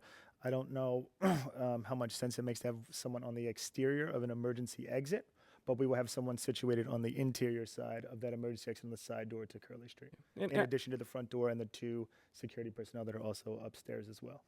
Our concern is it's a tricky situation for the applicant in terms of when the patrons leave.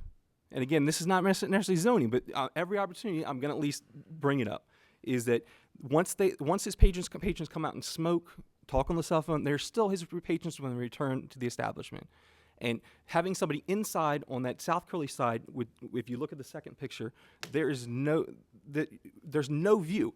Their building faces this way. If there's nobody on this exterior, we are left to fight as a neighborhood all our own. There's nothing. There's no delineation. There's no alley. Every other place in this community, we are unique, and I can appreciate the fact. But we are getting no assistance from anything coming on his side. His whole 2/3 of his property line is on Curly Street. Is that it?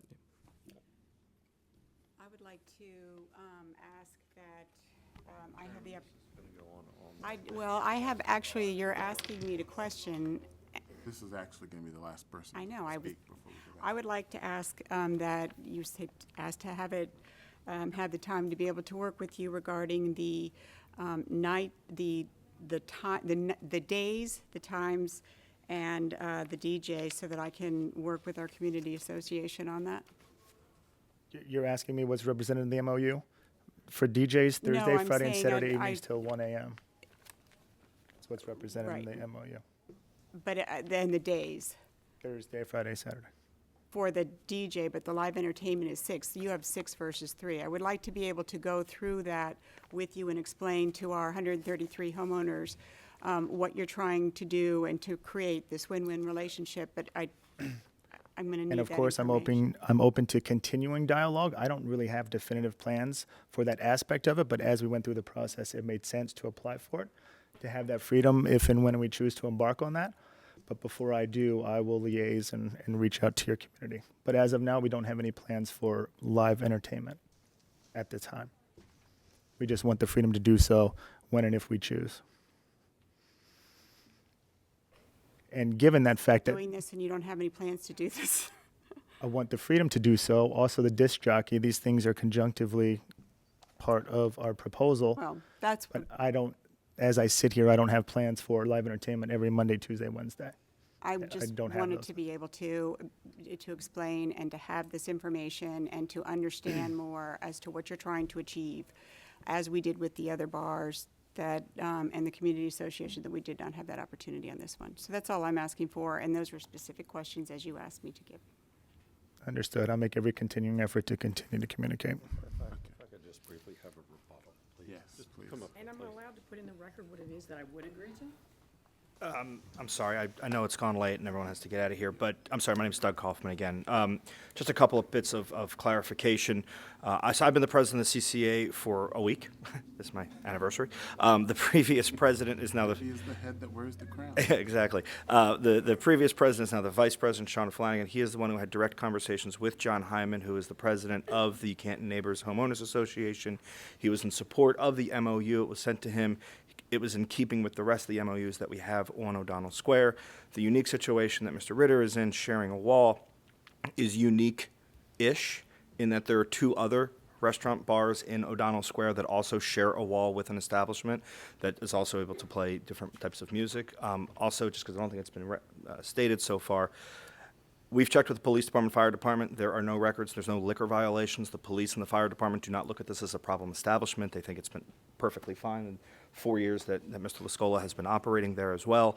But again, we also sent November 17th the working draft MOU to multiple neighbors on Curly Street. When we started this conversations over a year ago, when we met with the neighbors, we said, please share the information with your neighbors. You see them, you're going to talk to them. We sent that out on November 17th. We've been begging them for feedback and input. Up until a week and a half ago, they basically said, we're not doing anything because we're going to stop the live entertainment. We are going to have nothing to do with this. Finally, at the last Economic Development Committee meeting, I literally begged Mr. Ritter to provide us feedback. We actually got feedback from him, and we incorporated a lot of that into this current version of the MOU, which was not adjusted, adapted, and signed until the end of last week, and then submitted back to the neighbors on that street. This has been a long, ongoing thing. Mr. Lascola has been very open with his plans for 15 months. And again, there was communication with the organization. Correct. The president of that Correct. communication. He did have the MOU. That is my understanding, yes. Thank you. That's all we had. I didn't mean to cut you No, off. no. I just asked a question because you're going to make a recommendation, and I just wanted to put something forth into the record. Okay. I stating my name again, Nancy Longo, and my recommendation is that I would like to not see it happen, but if the board has got to make a recommendation, because of the fact that we have to live in peace and harmony, that I will not agree to anything more than 2 days a week. That would be a Friday and Saturday night when a normal bar activity is going on. That's all I want to set forth in the record. And, Mr. Lascola, there was some question raised, well, there was quite a bit of discussion raised by the opposition regarding indoor and outdoor security plan. If you could discuss what those plans are, as well as, I think that there was also a question raised about sanitation. Nightly, as we do now, as we will do when, if in fact we're approved for live entertainment, we have 4 security personnel, 1 situated at the front door, 1 upstairs in the main room, and 2 at each of the exterior exit doors, 1 on the second level that's an emergency exit, and 1 on the first level that both lead to Curly Street. Regarding sanitation, we have scheduled pickup with Reliable Services 5 days a week. We have just employed a contractor as recently as a month and a half ago. The majority of our cans are situated behind a wood door that the garbage men need to we have a hasp block on all of the doors. They need to unlock it, pull the cans out that are situated behind the door where the grease trap is as well, and sometimes they don't always lock the door. So it's one of our manager's responsibility, the opening manager, to come and make sure that area is situated every day when we open for business.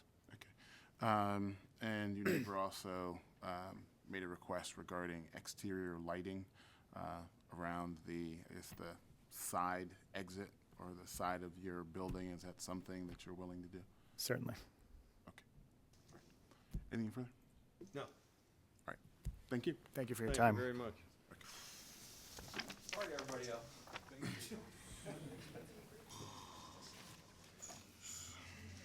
All right. Calling 2015 Fast 513, 2600 East Oliver Street.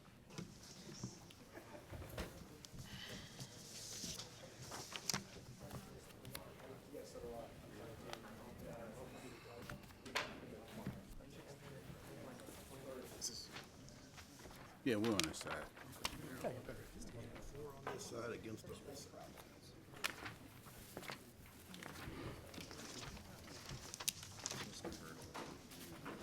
He's still. Guess he must have stepped outside. No, there is. You want me up here, Chief? You want me up here? All right, so those, the appellants over here, those in opposition here.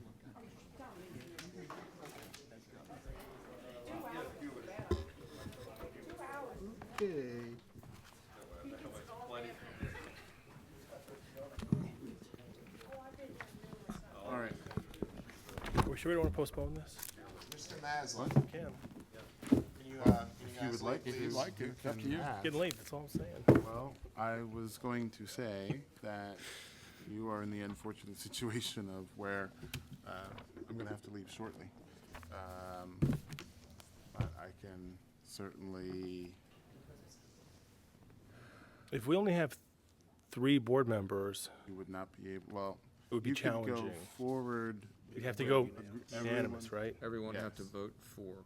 Could we possibly postpone this to the next session or sometime soon, given that issue? No. Postponements are at the request of the applicant. What would be the timeline for something of that nature? Do we know what, in terms of a future date? do we know what the availability is and, or like what our next docket is looking like?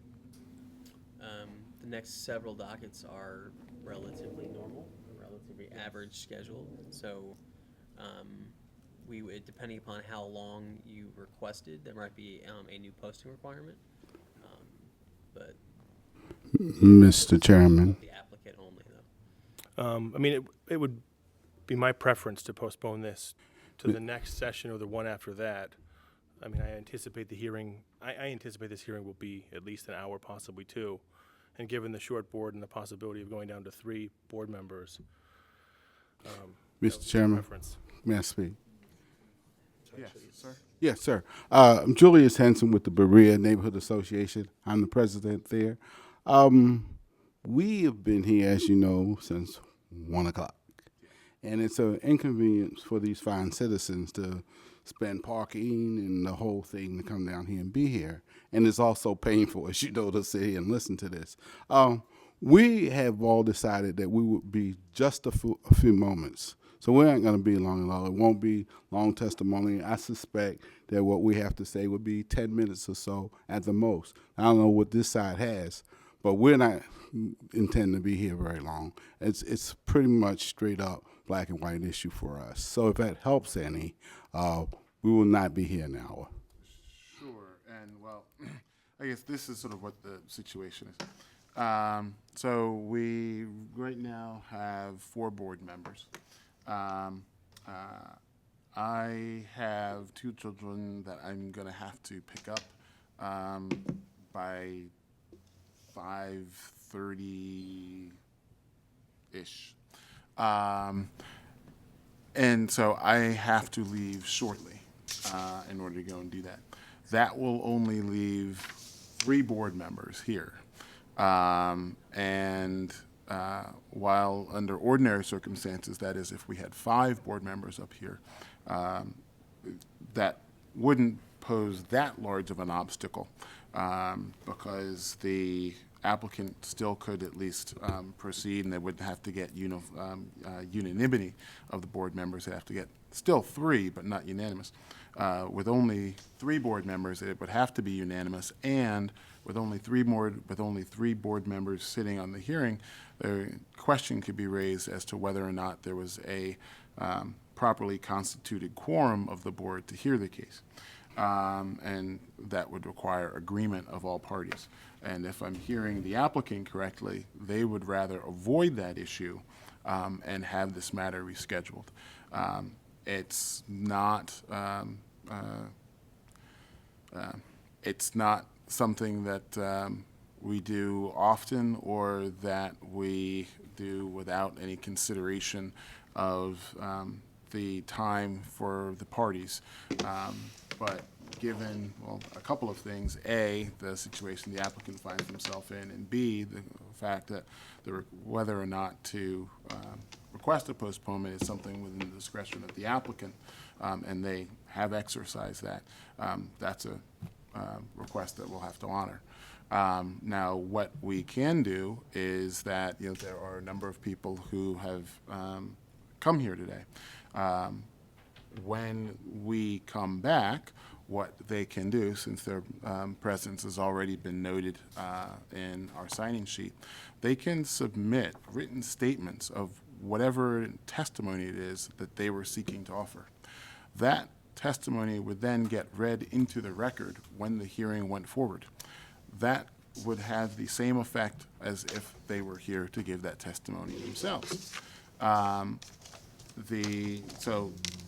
No one would actually need to be worried about the fact of whether or not they were able to participate in these proceedings insofar as giving testimony, because they could do that. And that testimony would be considered just the same as testimony would be considered if they were here to give it themselves. But at this point, the applicant has requested a postponement, and because of the issue that the board finds itself in as far as being down to only 3 members after I have to depart shortly. I think that there's grounds to grant that request. So I'm going to grant it. I would encourage Mr. Chairman. Just a moment, Mr. Sure. Henson. I would encourage the parties to have a serious, frank, open, and honest discussion about the issues in this case. Because the issues, certainly as I see them, it could certainly change once we have a hearing, but the way forward on the record as it is right now is fairly uncertain for the applicant. But as I said, that could change with whatever testimony that the applicant would be seeking to offer. That said, I think it probably would be useful, particularly given the fact that the applicant is looking to establish, to open an establishment in this neighborhood. There are a number of concerned members of that neighborhood who are here in opposition to it. It would seem to me appropriate that a business owner opening an establishment in a neighborhood with a number of people showing up in opposition to it would want to reach out to those people and try to see how could they allay their concerns and how can they find a way to move forward. And I've spoken with the applicant. We're happy to sit down any time that we're available over the next, whenever the next hearing is. Prior to that, we'll make it work. We'll sit down and discuss whatever concerns are, and we'll find a way to address them if it's possible. Absolutely. Mr. Chairman, if we could add just going forward on the postponement, since the board is going to grant the postponement, would it be too much to ask if we could pick up right where we left off? In other words, when we come in next time, we'd be first. Sure, certainly. Okay, that'll be fine. Okay, thank you very much. Thank you all. Thank you for your patience.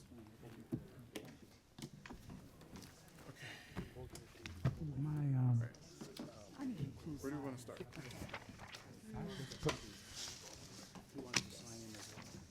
We are going off the record. Are you already signed in? Yeah. He didn't. Find your name and do what you need to do. So 483 and 484. I feel for the both of them, but I'm sorry. I don't see how we can do it. Yeah, I tried with 484. Yeah. There are guys I mean, who put $250,000 just to find out they can't open. I agree. 523. I'm not actually sure. You can see my. Yeah. No one does that. That's another. Okay. Sorry. So 523 is close to the same problem as the other two.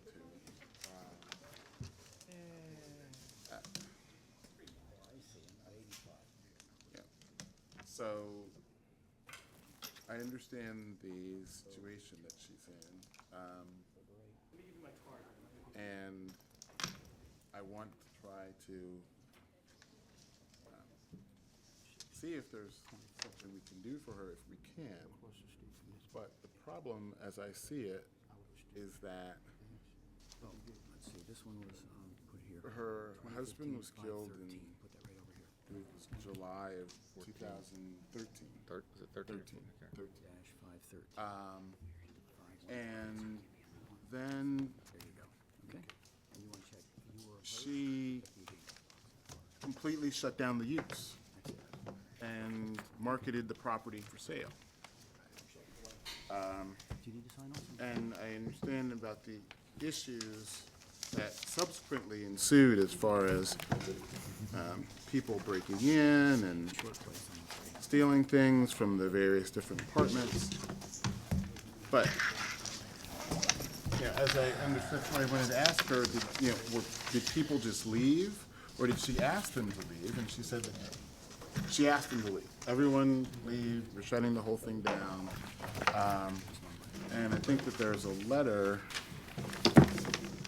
here, maybe it was the letter that she wrote at the time to the inspector, that she was having that the property was being vacated, she was marketing it for sale, but that they would have someone checking on it every week to make sure that things were not completely falling apart. Which to me sounds a lot like abandonment. She didn't abandon the property per se, but she certainly abandoned the use. It took a while to find a buyer, but I didn't see that she needed to shut down the use, that she needed to do all these things. And that's really what created the situation that she's in. So sometime back, we had something similar over around Holland's Market, where there was an elderly gentleman who owned a property who had been vacated. But he was appealing to us to reinstate it so he could sell it because that was basically his retirement. I don't remember the circumstances why it was vacated, but I vaguely remember it, but I can't remember all the the gist of it details. is very similar, and we approved it in that situation. One of the concerns I have, and this is a practical, not a legal concern, is the other two that we talked about were basically single-family houses that were converted at some point to multifamily and then have reverted back. Yes. This building can't be used for a single family. And again, it's not a legal argument, it's a factual statement. It can't, it's not practical to convert that thing back to a single family. I'm probably gonna say yes to the appeal based upon exigent circumstances and leave it at that. I guess the way that I would see that issue is that, when we first started, the code read a certain way where we still had the ability to go back and resurrect these uses. And then the code was changed, take that away.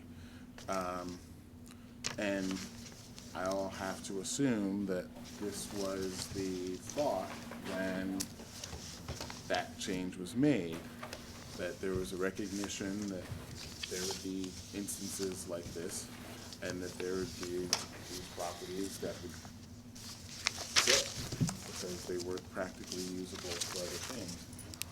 And if there's, and really the effect of that, I think, is one that is more properly fixed by really where the problem originated from, say, the city council. And we can only do what they put in the code, which is, this is what they put in, so, okay.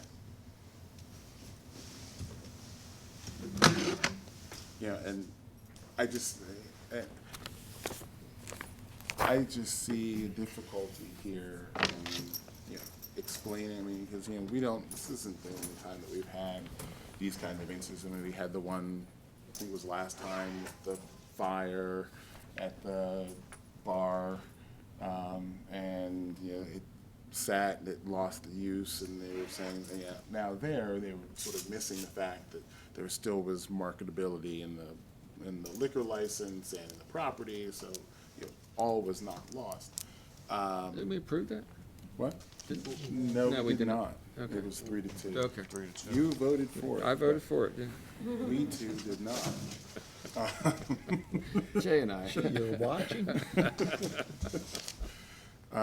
Yes. Mr. Barb and I were Scrooge that day. Okay. So, but it's the same sort of situation. I don't see, Thank you. where we can just be like, well, this person's in a more sympathetic, or that person's in a more sympathetic situation. It just is what it is. That's just the way I see it. I agree. Which also brings us kind of to 1527. So my issue with this one is that that's the one on Fort Avenue. It was built as two, and then it was consolidated, and now he wants to split it back into two again. 517, is that Yes, right? Yeah, you're, okay, yeah. Sorry. Okay. What did I say? 27. Oh, sorry. 517.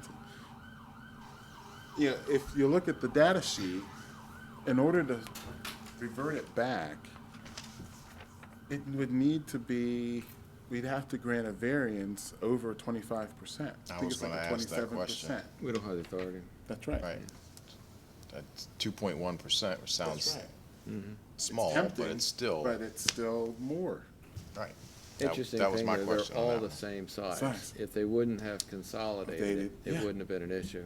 And that's why I wanted him to go back and look at that deed. Hopefully, it would have been a non-consolidation. Yeah. All right. Yeah, so he looks at it as, I mean, if I understand it correctly, Martin, isn't the only thing really necessary to quote-unquote consolidate, that you need to have basically a doorway or passageway between the two structures? They need to intercommunicate? Yeah, if you're talking about the building itself. Yeah, Yes, yeah. physically, that's all they need You to do. do. And so when he said, oh, all I'm doing is I'm just building back a doorway, it seems like it's something so small, but it's actually got a lot of significance. Okay. And then on O'Donnell Street, you know, I hear a lot of the concerns from the neighbors there. Yeah, there was the question about outdoor security, and I wanted to put him on the record as far as what they were offering in terms of security. And it sounds like there's kind of robust security. Did you get the notes down on that, Derek? For Fort Avenue? For O'Donnell Street. O'Donnell. When he was talking about their security Yes. arrangements? Yeah. Okay. Four Yeah. security personnel, one downstairs, one upstairs, and one And at night. the One at each exits. emergency Yeah. exit. Yeah, I'm okay with it, with that in the MOU. And he also said that he was fine with exterior lighting around the exits. I know that we've done that with some others as well. Right. But other than that, I was fine with that. Oh, and the soundproofing, that was the one thing that I wanted more clarification on. Because they didn't really say the There wasn't a lot location. of specificity as to what types of Yeah. soundproofing. and So if we soundproofing. can condition it on submission of drawings showing location of soundproofing, Materials, decibel, yeah, radiation, all that stuff. yeah, and particularly, I guess mitigation at the rear of the property. So I'm gonna muddy the waters on this one a little bit. I don't see how can we incorporate an MOU from one community association when there's two community associations present? Well, we're adopting an agreement between the applicant and a group. That's all we're doing. A group. That's right. But the other group made a case that they didn't have the opportunity. But if to they partake would have in come that up with an conversation. MOU and they would have signed it, we could have adopted that one as well. Yeah, that's Well, why but that's what they were asking for. There Well, was but more they- time to do it. Well, but they were freely able to be a part of that process. Actually, I mean, and further, as I understand it, the testimony was that the MOU that was agreed to between the applicant and Canton was provided to the Canton Homeowners Association, and they approved it. Just the president, without the knowledge of the rest of the. Well, but That was I my mean, understanding. the president has the authority to bind. That's right. Now, if that has effects politically within that community. No, I hear you. So I'm be just- it. But, and as I read his email, what he was saying was the points which you have raised are good and valid ones, and they're ones which do affect us. But I didn't see him taking ownership of, oh yeah, these are the points that we want you to address. It was all, you raise these points and you're gonna go and do this, and, that's good because those issues also affect us. But yeah, I mean, as it was, the whole point that I was making was that, just because we were taking that one agreement didn't mean that we couldn't take other. Well, I just don't think they weren't following that opportunity the way they could have. I would just be more comfortable if we put our own conditions on it rather than adopting one community association over the other's MOU. Well, I mean, they That's came what to we're an doing. agreement. I mean, the agreement is what it is. It's already binding. I mean, we're we adding can- conditions. And we're adding other ones. We're adding conditions by Yeah. lighting and. The lighting, yeah, it doesn't talk, they raised the fact that it doesn't talk about the security plan. He's said what their security plan is. I believe he even mentioned the days. If you wanted to obligate it so that, I mean, as I read it, really the concern was particularly security on DJ nights. And so if you wanted to say that, that they're obligated to have that security Well, on the nights they had. one side was arguing for no DJ at all. Well, yes, although we. I guess Allowed as a conditional use. Yeah. I mean, it's one thing if if the applicant's gonna give it up, on their own, but, it's another if, if Yeah, it's I mean, in this particular allowed as case, part I'm of- fine pushing it forward. It's just, we just keep having that same issue in communities where there's multiple community associations. So who is the viable and who is not? The fact that they don't get together, both of them have should have the same opportunity to speak into it. That's why they lack standing, like on appeal though, like for that very reason. Yes. Because you have the community that wants this, half the community wants that, or half the community association, and they can't agree. So the board then has the discretion to pick apart those things. No, as that's what I'm conditions. saying, but the sake of actually adopting ones into the resolution is what I just don't feel comfortable with, but I'm not gonna hold you up. We can pick out those terms though. I mean, we don't have to mention the MOU. Just No, I the take your substance. point that we are pulling from the other side. They got that last minute opportunity to throw conditions out there for consideration.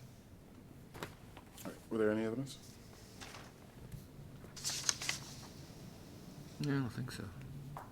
For the supplementing for O'Donnell with the soundproofing, did you want that before the resolution's issued or as a condition in the resolution? As a condition, yeah.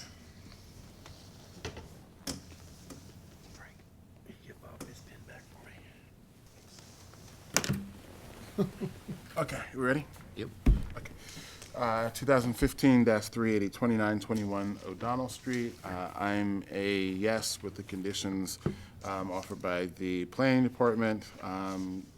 Also incorporation of the MOU entered into between the agreement and the community association, and with the further conditions regarding indoor and outdoor security as stated on the record by the applicant, and exterior lighting around the side exits on Curly Street. Just for clarification, did he state outdoor security? He said the four, but they were all indoor, They were as all I indoor. understood it. Yeah. Nothing they ever addressed were- the request of that long stretch of Right. side of the building. He said front door, one upstairs in the main room, and Yeah. one inside at each emergency exit. Yeah, That's and what I I understood. saw, I mean, what my thought was that by having someone who's at least stationed at that exit, I mean, I don't think that that we can enforce on them responsibility of policing the entire street. Right. But they certainly have the ability to police what's going on right on the other side of their door. Yeah, they can't police that alley. I mean, that's not their property.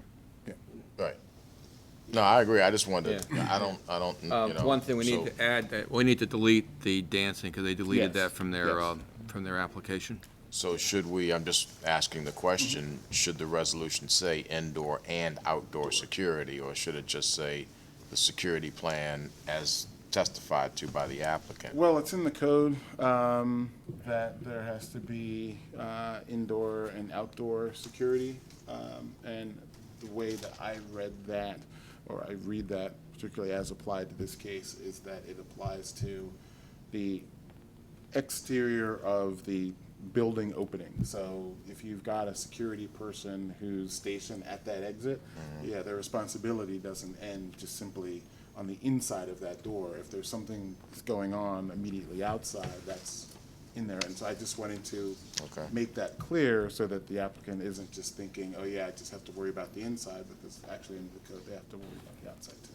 Just how is that enforceable though? I mean, to the extent that, you know, if I'm the bouncer and you're outside after about 15 beers and being unruly, I can't force you to stop being unruly. No. I can resort to calling 911. Yes. Yes. On a city street, alley, I mean, his security would have no ability. In fact, Right, they'd probably that's have a what I'm saying. liability if they touch somebody out Right, there. that's what I'm saying. If we put outside security, it's almost like it really doesn't mean anything. Well, they can shoo them away and tell them to be quiet, but they can, and they also, I mean, I see it more as responsibility for eyes on the street. So if there's a fight that's breaking out right on the outside, no, you don't have an obligation to go out and break it up, but you can call somebody who can. yeah, Right. no, And like I said, the code refers to indoor and outdoor security, so it's already provided for in the code. All right. All right, 2015-453, 1454 Hull Street was by consent. 2015-463, 726 North Fremont Avenue. I was gonna say, we can vote. trying to get past that. What? Oh, no, down. Okay. No, you were a yes. Yeah, I'm a yes. Yes. I agree. Okay. 2015-463, 726 North Fremont Avenue. I'm a yes. Yes. Agreed. Yes. 2015-475, 120 and 160 Oldham Street and 4600 Goff Street. I'm a yes with planning department conditions. Yes. Yes. Yes. 2015-476, 105 through 115 West Heath Street. Enjoyed it. Was by consent with planning department conditions. 2015-477, 6736 Youngstown Avenue. Was by consent with planning department conditions. 2015-483, 249 South Loudon Avenue. I'm a no. No. No. No. 2015-484, 307 Lyndhurst Street. I'm a no. No. No. No. 2015-485, 1023 North Calvert Street, was by consent with planning department conditions. 2015-489, 3724 Claremont Street, was consent. 2015-513, 2600 East Oliver Street was postponed. 2015-514, 901 West 36th Street, I'm a yes. Yes. Yes. With the MOU, yeah, Yes, with planning conditions. Planning department conditions. Was it MOU there? Yes. Yeah. Oh, yeah, there was, Yeah. yeah. Thank you for bringing that up. 2015-517, 1509 East Ford Avenue, I'm a no. No. No. 2015-523, 3419, yeah, 3419 through 3433 Frederick Road, I'm a no. Reluctant, no. No. We made it easy for you. Yeah. Well, no. 2015-524, 1428 Reynolds Street, was by consent. 2015-525, 6 East Henrietta Street was postponed. 2015-527, was by consent with planning department conditions. 2015-528, 711 South Central Avenue, I'm a yes with planning department conditions. Yes. Agreed. Yes, as long as we can park when we shop at Whole Foods. 2015-529, 1248 Hull Street, I'm a yes. He was, Yes. didn't he postpone that one? No, No. Oh. he went forward. You accused. Oh, he did move. Yeah. He, Yeah, you that's right. recused Yeah, yourself. Yeah, right. The dice, yes. 2015-531, 3604 Duval Avenue was postponed. 2015-533, 5801 Ricerstown Road is by consent. 2016-2, 1511 and 1513 Eastern Avenue, I'm a yes. Yes. With planning department conditions. 2016-3, 16 Mangold Street was by consent, and the opposition was withdrawn, and there was agreement between the parties to communicate regarding the construction process going forward. 2016-4, 1728 through 34 Eastern Avenue. I'm a yes. Yes. Yes, for the only officials. With planning department conditions. See, we think you're not here today. Yeah, you told us that you weren't going to be. 2016-5, 1611 Guilford Avenue was postponed. 2016-6, 25 East Barney Street was by consent. 2016-8, 800 through 802 South Conklin Street was by consent, but is a no-show. If we can find out what's going on. 2016-9, 3307 Clyde Street was by consent. I hope that, so what's it mean that you're here? Well, does she not need the surgery? Oh, They she needs pushed the it off? surgery, but it got pushed off. No problem. Thank you.